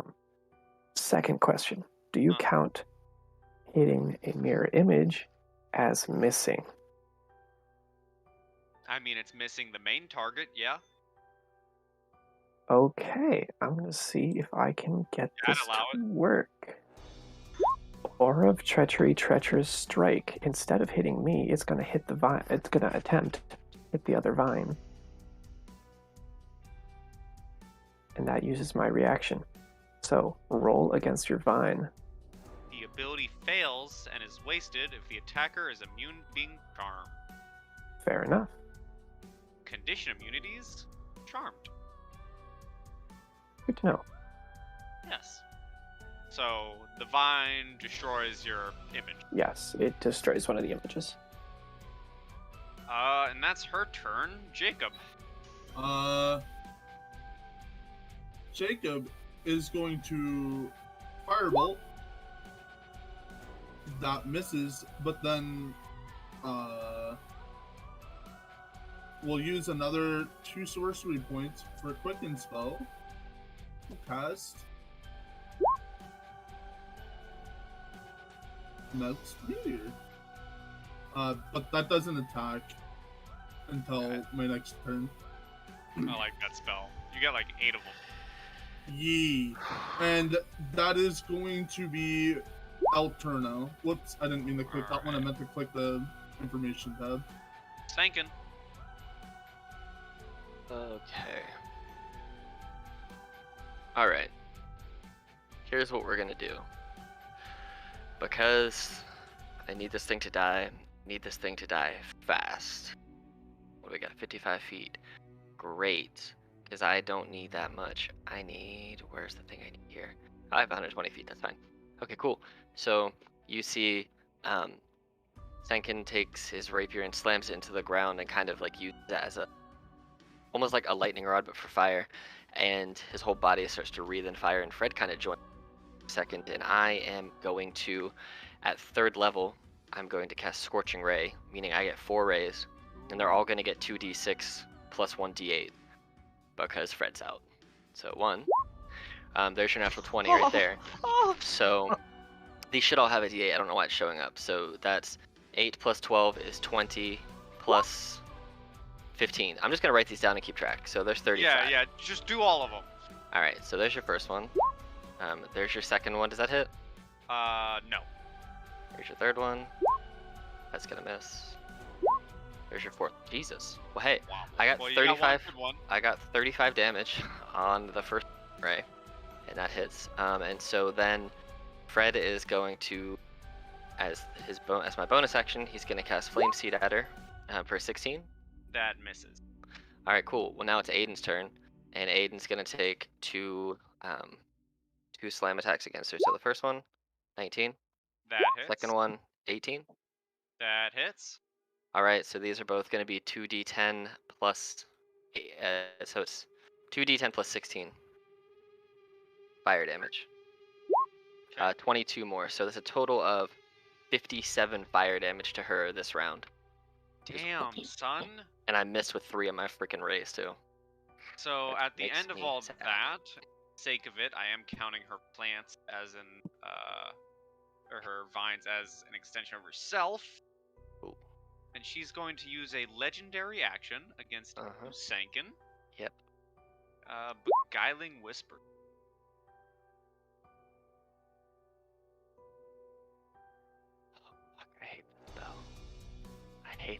It's a charisma save. Mm-hmm. I have a question. Mm-hmm. So, because I pulled out my rapier and I stabbed it in the ground, and it has the ancestral blood of this vampire written in runes into it, and it's a different vampire from this one, and historically vampires are like combating each other for their different vampiric clans for power. Since it's out and I can see the runes, can I get advantage on this charisma saving throw? Effectively Yes. enemy vampires. Yes. Okay, let's see if that even helps me at all. No, it doesn't. That was a long Worth a shot. circle to get a no. I'm sorry. No, he got a yes. Uh, It just wouldn't succeed. Oh god damn it. I'm gonna give you the stopwatch. Oh, You're man. confused. And it's for what, 10 rounds? Here, we'll just do this. I'm concentrating, so let's just make that it's a 0. So 0 means 10. So I'll just drop it down every time. I'm also still poisoned, so all of this attack should have been a disadvantage. It's fine. Victor. I missed all but one anyway, so. You know. Okay. So I'm going to I'm just gonna whack at this branch here. Oh shoot, Go wrong for it. button. All right, attack 1, Miss. attack 2, Miss. attack 3. Hits. Yay! For 10 damage. And I'm going to use my last Unleash Incarnation. Probably not gonna hit. Hits. Oh! For 12 more, so 22 damage. Nice. Solid. That your turn? Then that ends my turn. Chip. Alrighty. Chip's gonna take a deep breath, and she's going to shout, "May fire be your bane!" And I'm gonna cast Elemental Bane on her. Okay. Dex save? Con save? Constitution save. She has a +5 to that. Oh, this is Wow. so good! Oh my god! Oh yes. Whoosh. Each round she gets 2d6 worth of fire damage at the beginning of her turn. Damn. Oh, of that type. Okay. Got it. That's fun. So, as long as she gets hit, and Chip will shout, "Hit it with fire! It's gonna hurt more!" So, as long as she gets hit with fire, on top of whatever the fire damage is dealt, it deals an extra 2d6. Ooh, okay. Not resistant to it anymore if she was. So, Yeah, Is that your turn? and it also eliminates resistance if she had any resistance to fire.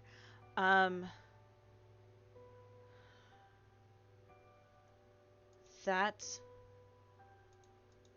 will be the end of my turn. Yes. And then I will Alright. bless you. Bless you again. Thank you. And then I will put that on myself. Alright, Ryvier.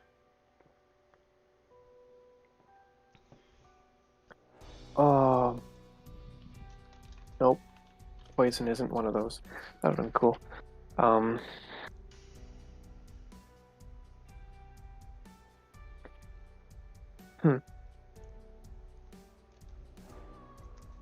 5, 10, 15. I jump over that. 25, 30. I need you, I need you not to miss. So that's lay on hands with 5 of that going to your poison, and another 5 to you for HP.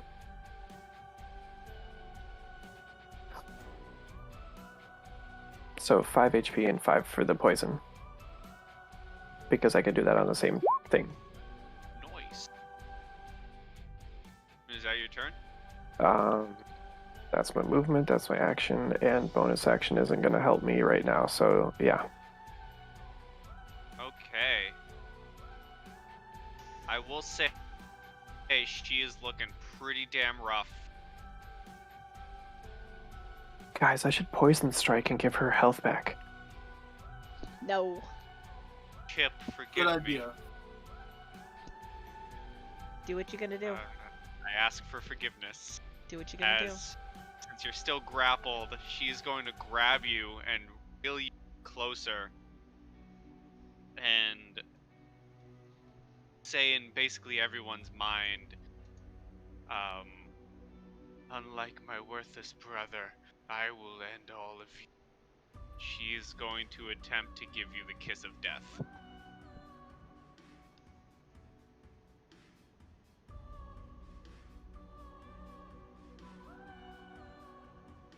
Okay.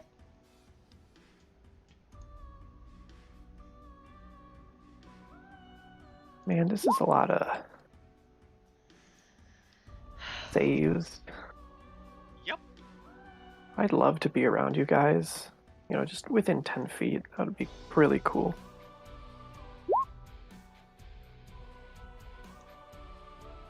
That does not knock me to 1. That does not knock me to 0. Beast! Thanks to aid. Beast! Thank you, Ryvier! Oh. Since I did take damage, I do need to do a con save for the Elemental Bane. But fun fact, I took this at level 4 with Chip, cause I'm smart. She's a warcaster, so I have advantage on the con check. Though I don't know if I'm gonna be able to pass. Yeah, I didn't think so. It's a Yes. natural 20, Wow. but it's Are not you enough to kidding? pass that. Mm.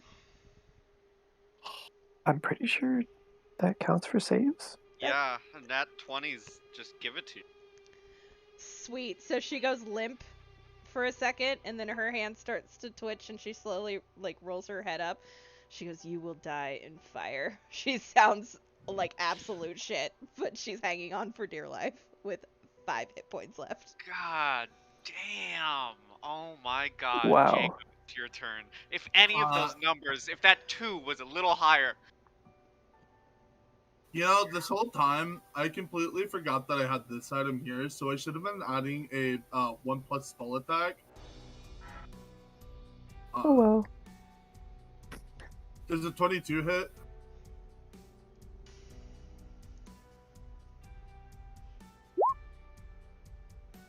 EM? Yeah. Hey, 22 hits. Don't forget to roll So- that extra 2d6. Yeah, I'm working on it.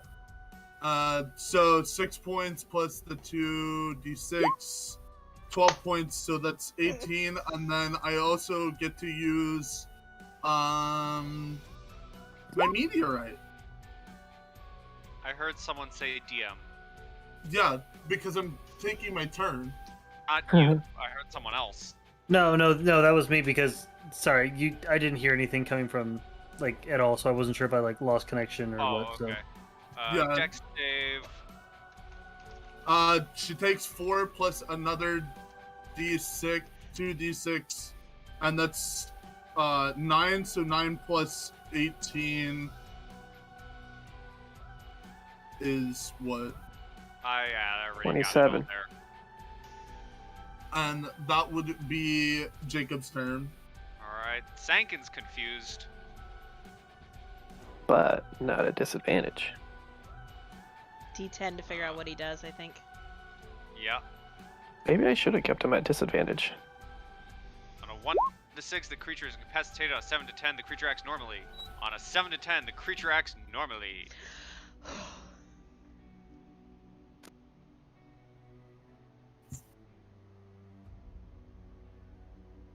Are you muted? I am muted. I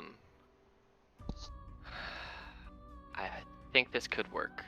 I'm gonna do it because if this works, it's 7d6 plus d8. All right. I'm gonna walk over here. I'm gonna look at her vines.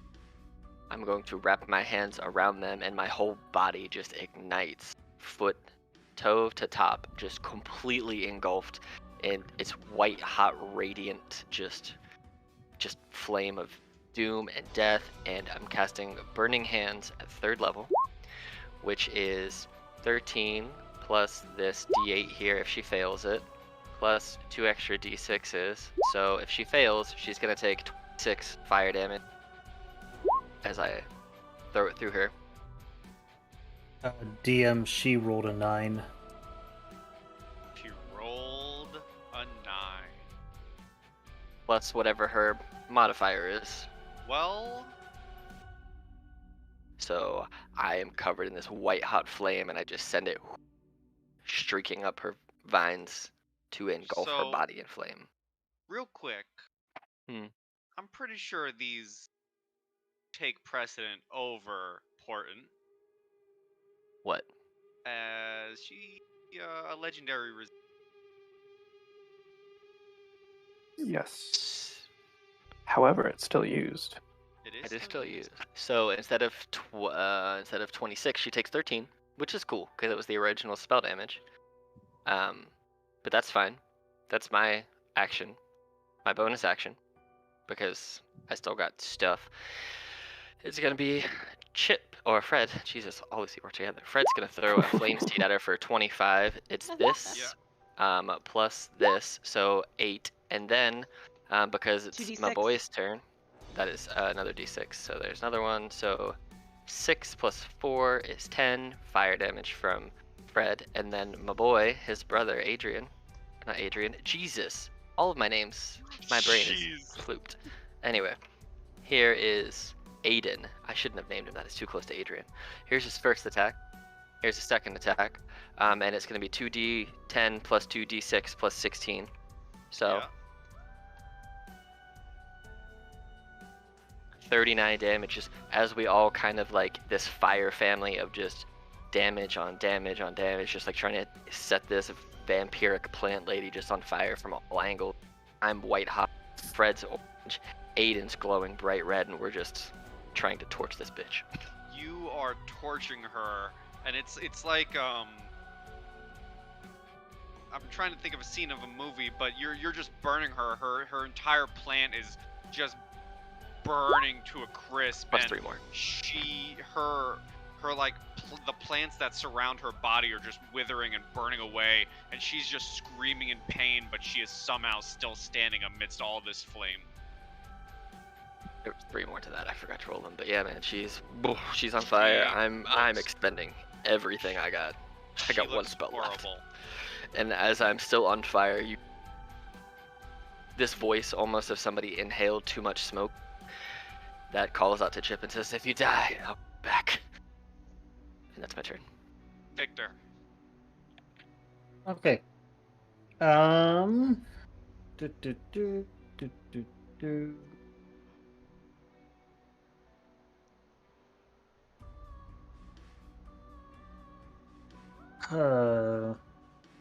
Okay. Potions are bonus actions, aren't they? Bonus for yourself, action Yeah. to feed somebody else if the DM traditionally allows it. Yes. Okay. If I were to move over here, would I have flanking? Ryvier is not directly in front of the plant. If you go there, yeah. Okay. So I'm going to make my my multi-attack here. So there's attack 1 Mm-hmm. for 12. Yeah. Attack 2. Yep. For 8. Okay.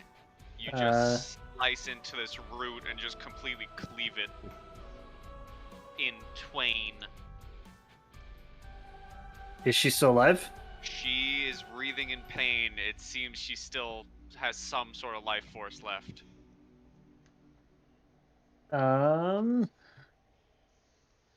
I don't really think. For my bonus action, I swap places with my echo, so I am right in front of her face. Alright. And that is the end of my turn. This music back. Chip. Chip She just is burning alive. She's covered in this purplish blood. She does not look good. All this damage so far, yeah, it's safe to say she's on death's door. awesome. Chip just closes her eyes and just concentrate, and her body starts to kind of like glow with a like sparkly blue-green kind of aura as she realizes that the position she's in, attacking isn't her best bet, but what she's doing is really helping. So she uses her last 3rd level spell to cast Cure Wounds on herself. Everybody in Holly's aura gets an extra 7 HP as well. So I get 18 plus 7 back. Because it also works on myself. Nice. And it's just, Chip's just closing her eyes and focusing on healing herself and then focusing on maintaining the Elemental Bane. And that is the end of my turn. Right. Ryvier, can you finish Lady Solanum off and kill her? Oh, shoot. My echo is actually gone also because I'm more than 30 feet away. That's my bad. Well, this vine is thoroughly cleaved, so I won't be able to get anything off of that, but I will... No, 5, 10, 15, 20, 25, 30.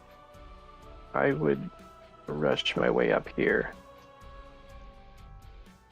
and see what I can get out of this.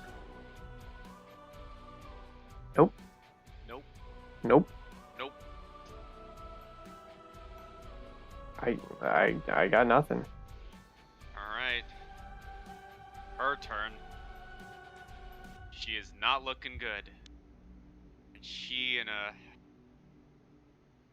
attempt to just finish someone off, is just gonna flail out all of her vines. This one's going towards Sankin. Yep. Okay. As you are just igniting her. She's trying to rip you off of her vine. Con save, sir. Oh yeah, that's right. 10. You take an additional 12 necrotic damage. Okay. And this is going towards Jacob. Does a Oops. 16 hit Jacob? Yes, that does hit. 13 slashing and a con save or be poisoned.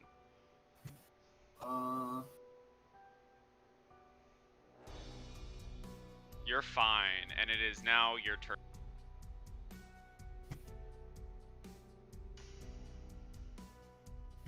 Hold on, sorry, doing quick math. Jacob is going to cast another firebolt for 22. Hits. 8, and then I still do the 2d6, right? Yeah. Yep, it's still up. So 18, and then we do another Melts Meteor. DC 15. Sure. It's 2 more d6s if she fails. If she fails. She takes half of the. Well, she takes half of the 9. And then it'd be half of this too. And then half of the 2d6, yeah. For more. So 14 to 7. So 14. So, as Sankin is just incinerating this thing, Victor and River are laying into it. Chip is praying for all hope and healing everyone. Jacob, how do you want to kill her? Yes! Jacob's firebolt just kind of throws in his hand, and it gets abnormally large as he just whips it at her, just screaming at her to let go of Chip. And as that happens, the meteor just forms above her and just smashes down into her, just piling her into the ground, incinerating her alive. So you send out this firebolt right into her, and as screaming in pain, and this large meteor from above just slams into the middle of the plant, crushing her, and her grasp on everyone falls, and the plant itself just immediately starts incinerating as the flames from Sankin and Jacob just absolutely obliterate her. You know what I'm gonna ask, but is her body still there? Her body is completely mush. Do we take fall She damage? has been incinerated. No. You guys can fall onto the plant and then off the plant, so you guys are like here. Okay, before the plant like becomes fully incinerated, can I like chop off like some of the petals? You certainly can. Okay.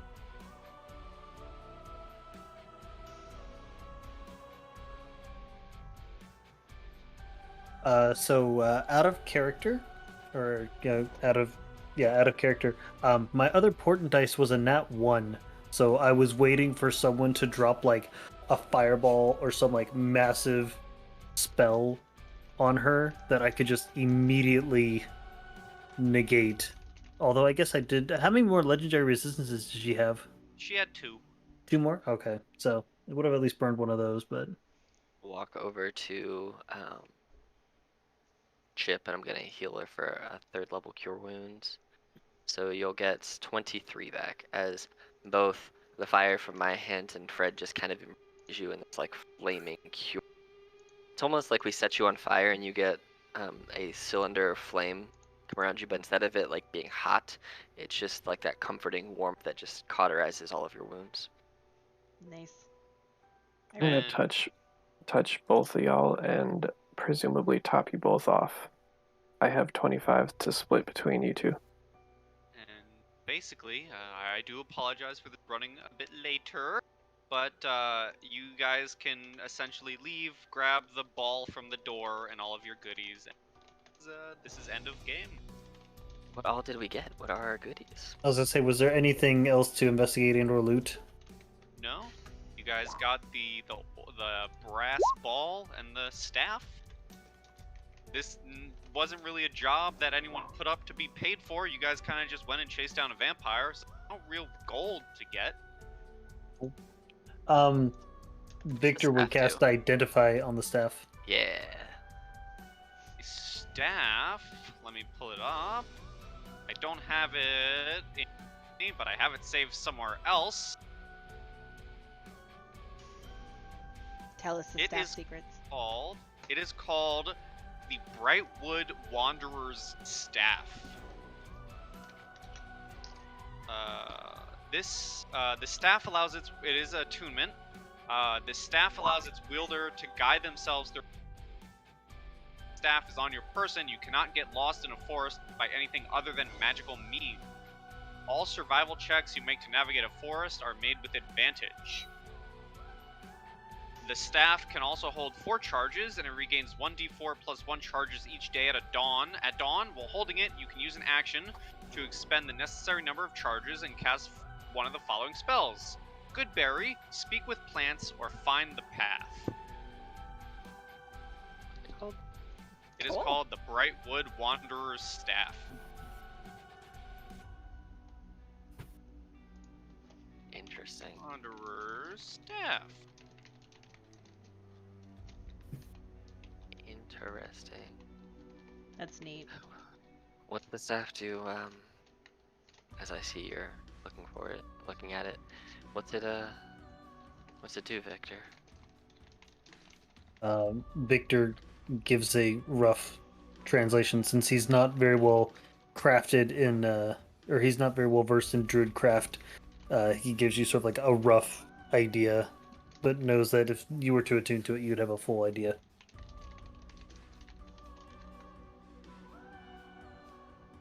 You like to try and talk to animals, and you don't like to be lost, Chip. If you want the staff, you can have it. It's probably a good thing that I don't get lost. I kind of wandered here getting lost quite a few times from the North Pole. If that were to not happen again, that would be really nice. Plus, it'd make it easier to talk to spiders. True. Yes, and squirrels. And sheep. Sheep are very talkative. My head hurts. That was a bad Right. kiss that she tried to do. Mhm.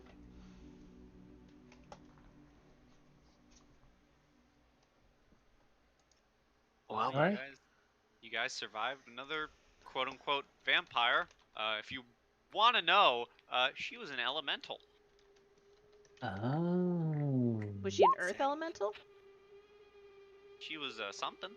She was a something elemental. We love them plant somethings. elemental. Plant elemental. I totally called it though, Alex. You did. She said earlier in the chat, she sent me a message like, I bet you this is a vampire. And I was like, no. It's like it's a vampire druid. You watch. Or I maybe was gonna cast Ranger. this spell, but I figured, seeing as she was in a plant, that Aiden was the better bet, because she never attacked him, and when he hit, he was doing good damage. I was gonna cast Guardian of Nature on myself, but Mm. I didn't. Honestly, when our lovely Jacob here brought up the spell of blight earlier, inside I was, you guys don't even know. Yeah. Yeah. Blight would have wrecked her, probably. All Right, right. Well, thank you for a wonderful game. I'm gonna go quickly try to dive into bed and Yeah, get a few hours. apologies for running a little late. No, Hey. it was totally worth it. Hey, it was a great game. And as always, thank you so much, Pi. This was a blast. Would you like to say your catchphrase before we say goodbye? Hell yeah! Everyone, good pie and stay sweet. All right, everybody say goodbye to YouTube. Goodbye, YouTube. YouTube. Bye. Bye, YouTube. Happy dungeon delving, everyone.